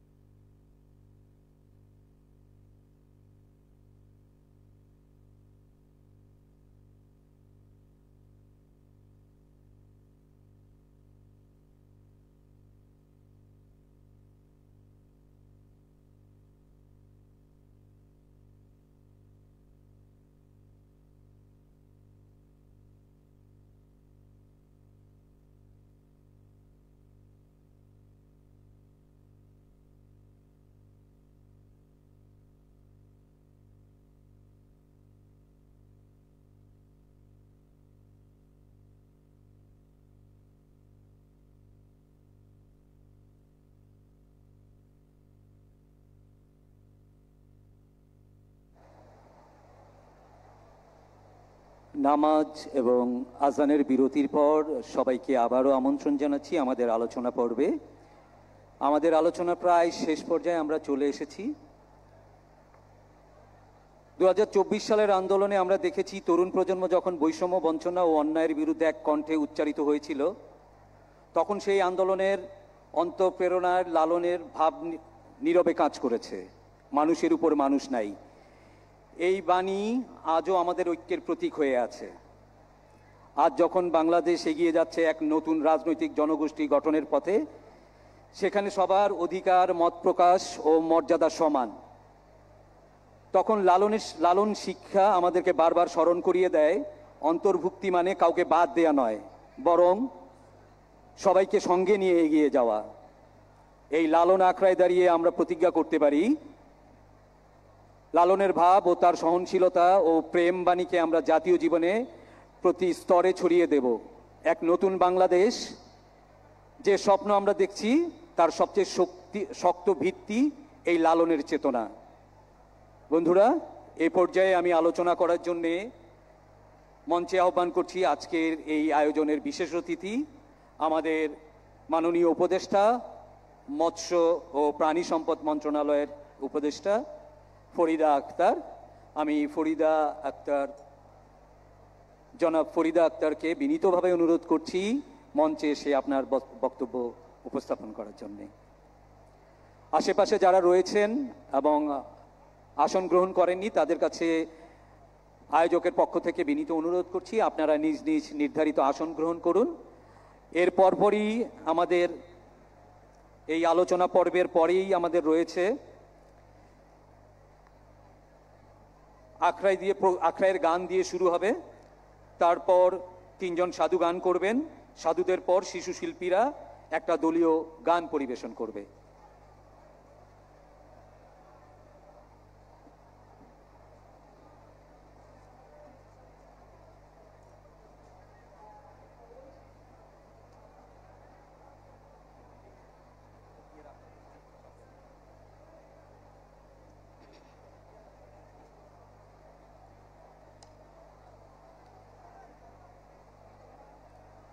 ফকির লালন শাহের 135তম তিরোধান উপলক্ষে আমরা এবার একবারে সরকারের পক্ষ থেকে বিশেষ ঘোষণা দিয়ে এবার লালন দিবস হিসেবে পালন করছি। আপনারা যারা এসছেন বিভিন্ন জায়গা থেকে, দেশের দূর দূরান্ত থেকে সাধুগুরুরা এসছেন, ভক্তরা এসছেন, আমি সবাইকে আমার ভক্তি শ্রদ্ধা জানাচ্ছি এবং এই দিনে ফকির লালন শাহের প্রতি আমার ভক্তি জানাচ্ছি। প্রথমেই আমি একটা কাজ যদি না করি তাহলে আমি কথা বলতে পারবো না। এখন অধিবাস শুরু হয়ে গেছে, আমাদের সাধুগুরুরা তারা তাদের ভক্তদের সাথে তারা ভক্তি বিনিময় করছেন, কিন্তু এই সময় আমার একটা কথা বলা খুব জরুরি। সেটা হলো যে আজকে যখন আসছিলাম, গাড়িটা মানুষের মাঝখান দিয়ে যখন আসছিল, আমার কাছে খুব নিজেকে অপরাধী মনে হয়েছে। আমি জোর হাতে আপনাদের কাছে ক্ষমা চাইছি, কারণ এটা আমরা যখন করি তখন আসলে মানুষের মধ্যে বিভেদ সৃষ্টি হয়। ফকির লালন শাহ এই বিভেদেরই বিরোধিতা করেছিলেন। এই বিভেদ সৃষ্টির বিরুদ্ধে জাতপাত তিনি এমনি বিরোধিতা করেননি। আমরা যে কোনো কারণেই হোক, আমরা যখন এরকম করি, আজকে নিজে ওই আসনে গাড়িতে বসে থেকে আমি নিজেকে খুব অপরাধী মনে করেছি। আপনারা আমাকে ক্ষমা করবেন। আমি আজকে যা এখানে আমরা ফকির লালন শাহের কথা শোনার জন্য এসছি। আপনারা শুনেছেন দীর্ঘ পথ পাড়ি দিয়ে সুদূর আমেরিকা থেকে শুধুমাত্র এই প্রোগ্রামে আসার জন্য গায়ত্রী চক্রবর্তী স্পিভাক, আমরা যাকে দিদি বলে ডাকি, শুধু দিদি ডাকি, আমরা তার আগে পিছে কোনো কথা বলি না, সেই দিদি এসছেন এবং তিনি অনেক কথা বললেন। তিনি এটাও বললেন যে তিনি কিন্তু গানও গাইতেন এবং তিনি গান করেন। কোভিডের কারণে তার গান গাওয়া এখন কঠিন হয়ে পড়েছে। আমি একেবারে বিশ্বাস করি যে যদি তার সেই কোভিডটা না হতো, আজকে যে ভিডিও অডিওটা আপনারা শুনেছেন সেই গানগুলোর মধ্যে অন্তত একটা দুটা তিনি নিজেই গাইতেন। ঠিক কিনা দিদি? এটা আমি একটু বলতে চাই। আরেকটা হলো যে দিদি কিন্তু শুধুমাত্র যে বিশ্ববিদ্যালয় ঘুরে বক্তৃতা দিয়ে বেড়ান তা না, অনেক বক্তৃতা তিনি করেন। কিন্তু আমার মনে হয় যে আজকে তিনি এখানে যে এসছেন এবং আপনাদের মধ্যে দাঁড়িয়ে তিনি বক্তব্য দিয়েছেন, এটা আমাদের জন্য যেমন পাওয়া তেমনি দিদির জন্য নিশ্চয় খুব আনন্দের, এবং আমি মনে করি যে দিদি নিশ্চয় এটা খুব ভালোবেসেই করেছেন। এবং যেটা হলো যে দিদি কিন্তু বর্ধমান জেলার যে বীরভূমে উনি গিয়ে কিন্তু আদিবাসীদের সাথে শিশুদেরকে উনি নিজে গিয়ে পড়ান। আমি ছবি দেখেছি তার, যে ওখানে তিনি ওদেরকে পড়ান, কারণ দিদি বিশ্বাস করেন যদি কোনো পরিবর্তন আনতে হয় তাহলে এই শিক্ষার মাধ্যমে আনতে হবে, এবং দিদি সেই শিক্ষাটার জন্য মন পরিবর্তনের কথা দিদি বারবার বলেন। ফলে আমি আপনাদেরকে জানাতে চাই যে দিদি শুধু বড় বড় বিশ্ববিদ্যালয়ে বক্তব্য দেন না, তিনি একেবারে মাটির মানুষ যাদেরকে সমাজে নিচু বলে গণ্য করা হয় তাদের মাঝে তিনি গিয়ে থাকেন এবং সেখানে গিয়ে তিনি পড়ান। আমি আজকে আমার মনে আরেকটা দুঃখ যে অন্য সব বছরে যখন সাজির তিরোধান কি গৌর পূর্ণিমার সময় হতো, আমরা ফরিদা পারভিনের গান শুনতাম। প্রথম দিকে তার গান হতো এবং তিনি খুব সুন্দর করে মনোযোগ দিয়ে গান করতেন। এই ফরিদা পারভিন যিনি লালনের গানকে পল্লীগীতির বাইরে বিশেষ ধরনের, বিশেষ বাণীর, বিশেষ অধ্যবসায় নিয়ে গাওয়ার মতো করে তৈরি করেছেন, সেই ফরিদা পারভিন এখন আমাদের মাঝে আর নাই। আপনারা এই অনুষ্ঠানের শেষ পর্যায়ে একটা ভিডিওতে আমি বিশ্বাস করি প্রোগ্রামে আমি দেখেছি, তিনি তার উপরে একটা ভিডিও দেখানো হবে, কিন্তু ফরিদা পারভিন না থাকাটা আমাদের জন্য অনেক বড় ক্ষতি হয়ে গেছে। কারণ এখনো লালনের গান, এই যে লালনের গানের কথা, সুর এবং ইচ্ছে মতো গাওয়া, ব্যান্ডে লালনের গান গাওয়া ভালো মানে হতে পারে, কিন্তু ব্যান্ডে লালনের গান গেয়ে আমি প্রমাণ করতে পারবো না যে লালনের কথা আমরা ভালোভাবে বুঝেছি। আমরা সেজন্য ফরিদা পারভিন খুব চিন্তা করতেন যে যখন সুর বিকৃত হয়ে যায়, যখন কথা বিকৃত হয়ে যায়, তিনি খুব দুঃখ পেতেন। আমি আজকে তার কথা খুব স্মরণ করছি এবং তিনি এখানে আজকে যে নেই, আমি খুব অভাব বোধ করছি। তার আত্মা যেন শান্তি পায়, আমি সেই প্রার্থনা করছি। এবছর সরকারিভাবে লালনের তিরোধান দিবসকে জাতীয়ভাবে পালনের যে সিদ্ধান্ত হয়েছে, সেটার জন্য সংস্কৃতি মন্ত্রণালয়ের পক্ষ থেকে যে উদ্যোগ ছিল, সেটা আমরা ক্যাবিনেটে উপদেষ্টা পরিষদের মিটিংয়ে প্রত্যেকে সাধুবাদ জানিয়েছে। এবং একটা বলতে পারি, এই একটা সিদ্ধান্তে কোনো মন্ত্রণালয়, কোনো উপদেষ্টা এর বিরোধিতা করেনি। প্রত্যেকে এক বাক্যে এটাকে মেনে বলেছেন যে এটা হওয়া উচিত, এবং সেটাই হচ্ছে। এবং এটা এরপর থেকে যত সরকার আসুক, কোনোভাবে এটার অমর্যাদা হয় এমনভাবে পালন করা যাবে না। এটা আপনারা একটু নিজেরাই এটা খেয়াল রাখবেন যে যে সরকারই আসুক, নির্বাচিত সরকার আসবে, এরপরে আমরা যেমন এইবার আমাদের আরাম লাগছে কেন, এখানে কোনো দলের কোনো আধিপত্য নাই। এখানে আমরা সবাই মানুষ ফকির লালন সাঁইকে ভালোবেসে আসছি, তার প্রতি ভক্তি জানাতে আসছি। তো কাজেই আমি মনে করি যে এটা সরকারিভাবে শুধু আমরা বলবো না, এটাকে বলবো জাতীয়ভাবে পালন করছে, এবং জাতীয়ভাবে পালন করতে গিয়ে সারা বাংলাদেশে, শুধু কুষ্টিয়া না, সেটা খুলনা, সাতক্ষীরা হতে পারে, পটুয়াখালী হতে পারে, পঞ্চগড় হতে পারে, কুড়িগ্রাম হতে পারে, মানে বাংলাদেশের আনাচে কানাচে যেন মানুষ ফকির লালন শাহীর গান করেন, ভালোবাসেন এবং বোঝার চেষ্টা করেন, সেটাই আমরা যেন পাই। আমি মুস্তফা সরওয়ার ফারুকী কথা কবি ফরহাদ মাজার বলেছেন যে তার কীরকম উৎসাহ ছিল, আমি নিজেও তার একজন সহকর্মী হিসেবে বলছি যে তিনি সত্যি সত্যি আন্তরিকভাবে এই অনুষ্ঠানটি করতে চেয়েছেন। আরও যেটা আমি বলবো, এই অনুষ্ঠান আয়োজন করতে গিয়ে কিছু আয়োজক থাকে। আমার সাথে কিছুক্ষণ আগে অনেক তরুণরা এসে কথা বলছিলেন। আমি মোহাম্মদ রোমেল সহ এই আয়োজকদের জন্য আপনাদের কাছ থেকে একটা হাততালি চেয়ে নিচ্ছি। তাদেরকে একটু আপনারা উৎসাহ দেন, কারণ আপনারা এইরকম করে সুন্দর করে একটা দিবস পালনের যে চেষ্টা তারা করেছেন, সেটা আমরা মনে করি যে যদি ত্রুটি থাকে তাহলে সেটা আমরা নিজ গুণে ক্ষমা করে দেব, কিন্তু আন্তরিকতার কোনো অভাব ছিল না বলে আমি দেখেছি। আমি শেষ করব দুটি কথা দিয়ে। আমি মৎস্য প্রাণী সম্পদে যেহেতু আছি, তাহলে মাছের রক্ষা করা আমাদের কর্তব্য, এটা আমাকে করতেই হবে।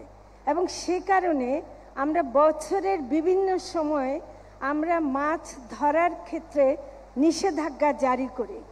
এখন ইলিশ মাছের উপর 22 দিনের একটা নিষেধাজ্ঞা চলছে, কারণ ইলিশ মাছ এই সময় সাগর থেকে পদ্মা, মেঘনা এই নদীগুলোতে এসে ডিম পাড়বে, এবং তাদের ডিম পাড়ায় যেন কোনো বাধা না হয় সেজন্য মাছ ধরা নিষেধ আছে। তাহলে প্রশ্ন আসতে পারে যে আগামীকাল পূর্ণ সেবায় এখানে যে আয়োজনটা আছে সেখানে ইলিশ মাছ থাকবে কি করে? এটা কি আইন ভঙ্গ হবে?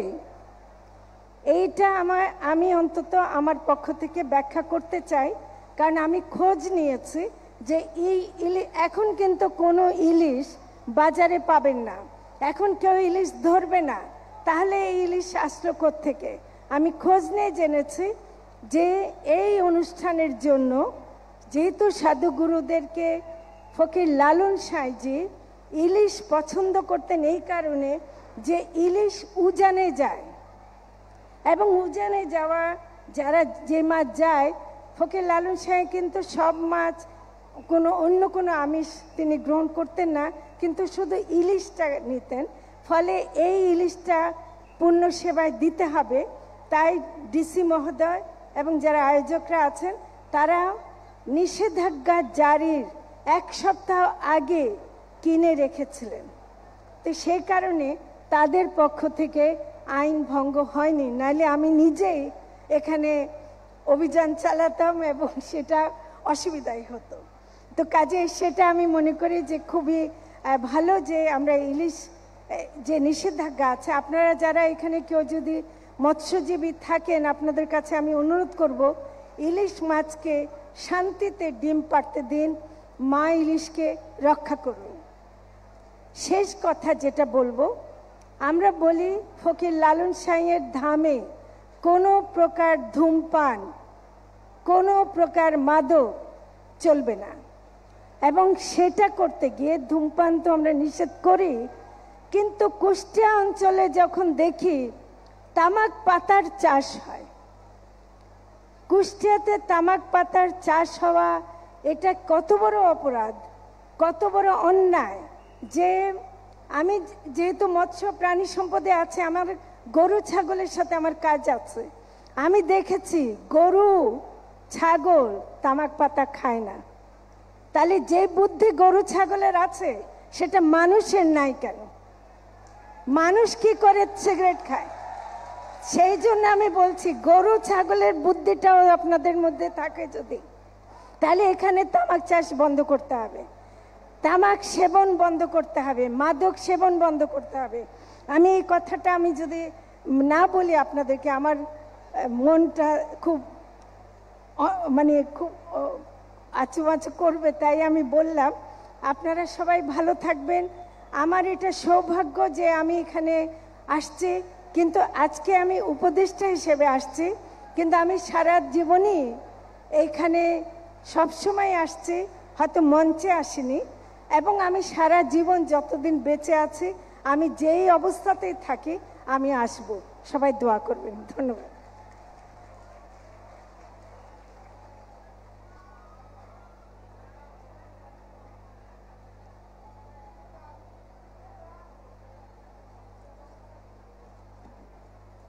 অসংখ্য ধন্যবাদ আমাদের উপদেষ্টা মাননীয় ফরিদা আক্তারকে।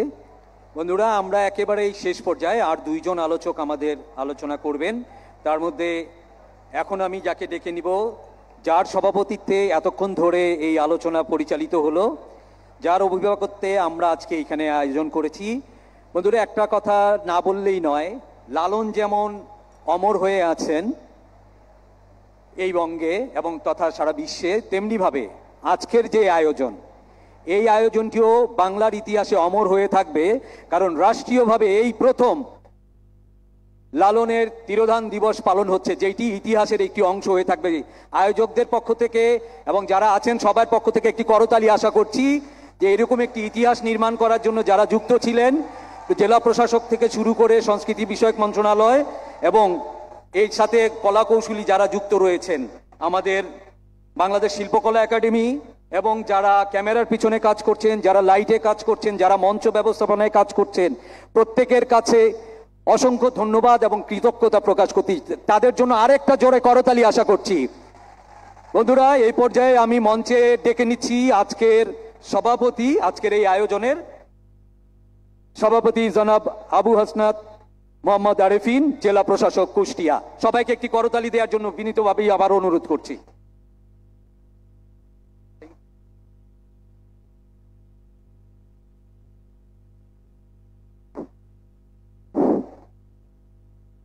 বাংলাদেশের অন্যতম সাংস্কৃতিক কেন্দ্র, সাংস্কৃতিক রাজধানী কুষ্টিয়ার কুমারখালী উপজেলার ছেউড়িয়ায় এবারে জাতীয় পর্যায়ে লালন শাহের 135তম তিরোধান দিবস 3 দিনব্যাপী যে আয়োজন, এই আয়োজনের সম্মানিত প্রধান অতিথি, যার ঐকান্তিক প্রচেষ্টায় এবং সার্বক্ষণিক দিক নির্দেশনায় এবার জাতীয় পর্যায়ে এই লালন তিরোধান দিবস উদযাপিত হচ্ছে, সংস্কৃতি বিষয়ক মন্ত্রণালয়ের মাননীয় উপদেষ্টা জনাব মোস্তফা সরোয়ার ফারুকী স্যার উপস্থিত আছেন, সম্মানিত বিশেষ অতিথি জনাব ফরিদা আক্তার, মাননীয় উপদেষ্টা মৎস্য প্রাণী সম্পদ মন্ত্রণালয়, বিশিষ্ট মুখ্য আলোচক এবং বিশিষ্ট লালন বিশেষজ্ঞ বলতে যা বোঝায়, প্রফেসর গায়ত্রী চক্রবর্তী স্পিভাক, আন্তর্জাতিক খ্যাতিসম্পন্ন লেখক ও গবেষক জনাব ফরহাদ মাজার, বিশিষ্ট কবি, লেখক ও চিন্তক, সংস্কৃতি বিষয় মন্ত্রণালয়ের সম্মানিত সচিব স্যার জনাব মোহাম্মদ মফিদুর রহমান, বিশিষ্ট আলোচক আল মামুন, অধ্যাপক গণসংযোগ ও সাংবাদিকতা বিভাগ, রাজশাহী বিশ্ববিদ্যালয়,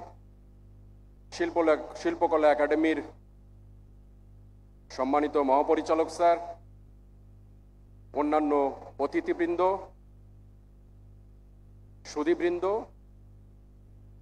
সাধুবৃন্দ এবং লালন ভক্ত ও দর্শনার্থী সবাইকে জেলা প্রশাসন কুষ্টিয়ার পক্ষ থেকে শুভেচ্ছা এবং অভিনন্দন জানাচ্ছি। সভাপতি হিসেবে শুধু এই আয়োজনের সাথে যারা সংশ্লিষ্ট ছিলেন তাদেরকে ধন্যবাদই দেয়াই রীতি। শুধু দু একটি কথা বলে আমি বক্তব্য বেশি দীর্ঘায়িত করব না, শেষ করব যে লালন শাহের যে জীবন তত্ত্ব, যে জীবন দর্শন, সেটি এত বহুমাত্রিক যে আসলে এই ক্ষুদ্র আলোচনায় সেটি ফুটিয়ে তোলা খুবই কঠিন। তারপরেও আমরা অধ্যাপক গায়ত্রী চক্রবর্তী ইসবিভাগের যে উপস্থাপনা আজকে দেখেছি তাতে আমরা সমৃদ্ধ হয়েছি, অনেক কিছু জেনেছি। আমি আন্তরিকভাবে ম্যাডামকে ধন্যবাদ জানাচ্ছি জেলা প্রশাসন কুষ্টিয়ার পক্ষ থেকে। এছাড়া অন্যান্য আলোচকবৃন্দ অত্যন্ত গুরুত্বপূর্ণ আলোচনা করেছেন। ফকির লালন সাহেব বৈষম্যহীন সমাজের কথা বলেছেন, সাম্প্রদায়িক সম্প্রীতির কথা বলেছেন, মানুষের মধ্যে যে ভেদাভেদ সেটি নিরসনের কথা বলেছেন এবং এই বৈষম্যহীন সমাজ, দেশ বা রাষ্ট্র গঠনের যেটি 24-এর আন্দোলনের আগে 16 বছর এদেশ থেকে অনেকটাই দূরীভূত হয়ে গিয়েছিল এবং যার পরিপ্রেক্ষিতে 24-এ ছাত্র জনতার অভ্যুত্থান সংগঠিত হয়েছে যে একটি বৈষম্যহীন সমাজ গঠন, দেশ গঠন। সেই আন্দোলনেও আমাদের হাজারো ভাই বোন শহীদ হয়েছেন, আহত হয়েছেন। আমি তাদের প্রতিও আজকে এই শুভক্ষণে গভীর শ্রদ্ধা জানাচ্ছি, তাদের আত্মার মাগফিরাত কামনা করছি। আমরা আশা করব যে আমরা আমাদের ব্যক্তিগত, সমাজ এবং রাষ্ট্রীয় জীবনে লালন সাহের যে জীবন আদর্শ, যে জীবন তত্ত্ব, যে শিক্ষা সেটি ধারণ করব এবং যে স্বপ্ন নিয়ে 24-এর ছাত্র জনতার অভ্যুত্থান সংগঠিত হয়েছে যে আমাদের সমাজ এবং দেশ হবে একটি সুখী সমৃদ্ধিশালী সমাজ এবং দেশ, সেই পথে আমরা এগিয়ে যাব। পরিশেষে যারা আজকে অনেক কষ্ট করে আয়োজন করেছেন, বিশেষ করে যারা ইভেন্ট ম্যানেজমেন্ট কোম্পানি ছিলেন, যারা এই আয়োজনের সাথে সংশ্লিষ্ট ছিলেন, তাদেরকে অসংখ্য ধন্যবাদ জানাচ্ছি। জেলা প্রশাসন কুষ্টিয়ার পক্ষ থেকে, সংস্কৃতি বিষয় মন্ত্রণালয়, মাননীয় উপদেষ্টা সহ, সচিব স্যার সহ সবসময় এই আয়োজনের জন্য সার্বক্ষণিক দিক নির্দেশনা দিয়েছেন, হাতে কলমে কাজ করেছেন, ফিল্ডে কাজ করেছেন। আমি স্যারদের প্রতি আন্তরিক কৃতজ্ঞতা এবং ধন্যবাদ জানাচ্ছি। কুষ্টিয়ার শ্রদ্ধেয় রাজনৈতিক নেতৃবৃন্দ, সাংবাদিকবৃন্দ এবং সর্বোপরি লালন সাধুগুরুগণ, লালন ভক্তগণ আমাদের এই আয়োজনে সবসময় সহযোগিতা করেছেন, পরামর্শ দিয়েছেন, নিজেরা উদ্যোগ নিয়ে কাজ করেছেন। আমি তাদেরকেও জেলা প্রশাসনের পক্ষ থেকে আন্তরিক ধন্যবাদ জানাচ্ছি। আমার সহকর্মী সম্মানিত পুলিশ সুপার মহোদয় এখানে উপস্থিত আছেন, আমাদের আইন শৃঙ্খলা রক্ষাকারী বাহিনী, পুলিশ, কুষ্টিয়া পুলিশের সদস্যবৃন্দ, র্যাব, বাংলাদেশ সেনাবাহিনী, আনসার সহ অন্যান্য যারা আইন শৃঙ্খলার রক্ষার কাজে নিয়োজিত আছেন, আমি তাদেরকেও আন্তরিক ধন্যবাদ ও কৃতজ্ঞতা জানাচ্ছি। এবং সবচেয়ে বেশি যাদেরকে আমি ধন্যবাদ জানাতে চাই, যাদের প্রতি আমার অন্তরের অন্তঃস্থল থেকে কৃতজ্ঞতা জানাতে চাই, সেটি হচ্ছে কুষ্টিয়ার জনমানুষ, সাধারণ নাগরিক। কুষ্টিয়ার মানুষের সহযোগিতা ছাড়া এই আয়োজন, এই অত্যন্ত ক্ষুদ্র পরিসরে এই বিশাল আয়োজন করা একেবারে অসাধ্য ছিল। আমি জেলা প্রশাসনের পক্ষ থেকে, সংস্কৃতি বিষয় মন্ত্রণালয়ের পক্ষ থেকে, বর্তমান সরকারের পক্ষ থেকে কুষ্টিয়ার সর্বসাধারণের প্রতি আন্তরিক কৃতজ্ঞতা ও ধন্যবাদ জানাচ্ছি। আশা করি যে আজকে সহ সামনে আরো 2 দিন এই আয়োজন অব্যাহত থাকবে। আপনারা সবাই শান্তি শৃঙ্খলভাবে সে আয়োজন অংশগ্রহণ করবেন, উপভোগ করবেন। আপনাদের সকলের সুস্বাস্থ্য, সুন্দর জীবন এবং আমাদের দেশের সুখ, শান্তি এবং সমৃদ্ধি কামনা করে আমি আমার বক্তব্য শেষ করছি। ধন্যবাদ সবাইকে। আসসালামু আলাইকুম। বড় দার্শনিকদের একজন, ভাবুকদের একজন। অনেক ধন্যবাদ জনাব আবু হাসনাত মোহাম্মদ আরিফিন, জেলা প্রশাসক কুষ্টিয়া। বন্ধুরা, একেবারেই শেষ পর্যায়ে আলোচনা পর্বের শেষ আলোচনা যিনি করবেন আমাদের মাননীয় উপদেষ্টা সংস্কৃতি বিষয়ক মন্ত্রণালয় জনাব মোস্তফা সরোয়ার ফারুকী। তিনি সশরীরে উপস্থিত হওয়ার কথা ছিলেন। আমি যতটুকু জানি দুপুর পর্যন্ত আমি জানতাম যে তার আসার কথা ছিল, কিন্তু রাষ্ট্রীয় একটি গুরুত্বপূর্ণ কাজে তিনি ঢাকায় আটকে যাওয়ার কারণে তিনি আসতে পারেননি, দুঃখ প্রকাশ করেছেন এবং না আসতে পেরে তিনি নিজেও ভীষণ আপসেট আছেন। তিনি আমাদেরকে একটি ভিডিও বার্তা পাঠিয়েছেন আমাদের এই দর্শকদের উদ্দেশ্যে। আমি আমাদের কারিগরি সহযোগিতায় যারা রয়েছেন তাদেরকে অনুরোধ করছি, আমাদের প্রধান অতিথি আজকের জনাব মোস্তফা সরোয়ার ফারুকীর বক্তব্যটি প্রচার করার জন্যে। আসসালামু আলাইকুম, সবাইকে শুভেচ্ছা। প্রথমে আমি দুঃখ প্রকাশ করছি এরকম একটা অনুষ্ঠানে সশরীরে হাজির থাকতে পারিনি বলে। একটা জরুরি রাষ্ট্রীয় কাজে আমি ঢাকায় আটকা পড়ে গেছি, কিন্তু আমার মনটা পড়ে আছে কুষ্টিয়ায়, কুমারখালীতে। আপনারা জানেন যে এই প্রথমবার জাতীয় পর্যায়ে সরকারিভাবে লালনের তিরোধান দিবস পালিত হচ্ছে সারা দেশ জুড়ে। এটা আমি মনে করি আমাদের জন্য একটা বড় সাংস্কৃতিক প্যারাডাইম শিফটের লক্ষণ। লালন আমাদের দেশের সবচেয়ে বড় দার্শনিকদের একজন, ভাবুকদের একজন, আমার চোখে উনি একজন কবিও বটে। লালনের সৌন্দর্য হচ্ছে এটা, বা যে কোনো বড় চিন্তকের সৌন্দর্য হচ্ছে এটা, তাদেরকে নানাভাবে নানান রকম ভাবে দেখা যায়, নানান রূপে তাদেরকে আপনি আবিষ্কার করতে পারেন। এই প্রথম জাতীয় পর্যায়ে উদযাপন শুরু হলো, এবছর থেকে প্রতি বছর চলবে।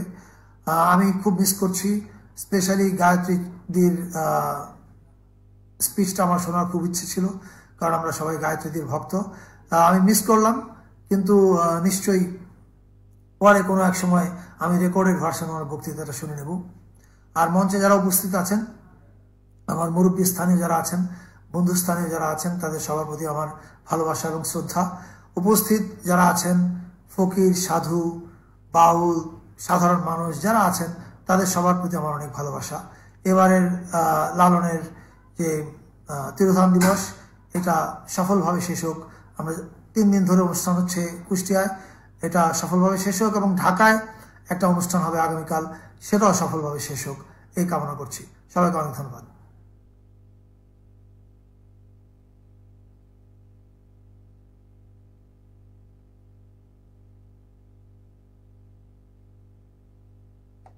ধন্যবাদ জনাব মোস্তফা সরোয়ার ফারুকী, উপদেষ্টা সংস্কৃতি বিষয়ক মন্ত্রণালয়।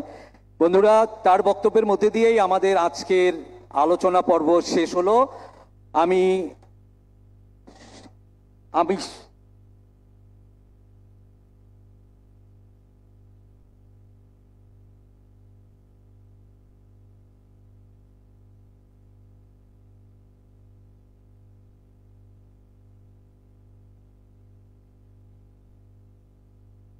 এই আলোচনা পর্বের পরেই আমাদের আখড়াই শুরু হবে।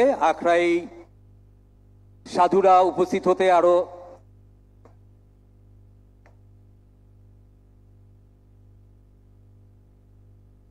কিছুক্ষণ পরেই সাধুরা আখড়াই করবেন। এটি শুরু করতে আমাদের মিনিট 10 সময় লাগবে।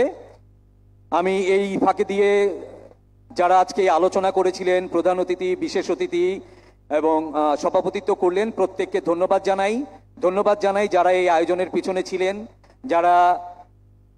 যাদের প্রচার মাধ্যম দিয়ে সারা বাংলাদেশ তথা সারা বিশ্ব আমাদের এই আয়োজনকে দেখছেন, সেই সব সাংবাদিক বন্ধু যারা এই আয়োজনকে সারা বিশ্বের মধ্যে প্রচার করছেন। এছাড়া যারা ভলেন্টিয়ার রয়েছেন, যারা আমাদের বিভিন্ন সেক্টরে কাজ করছেন, তাদেরকে ধন্যবাদ জানাই।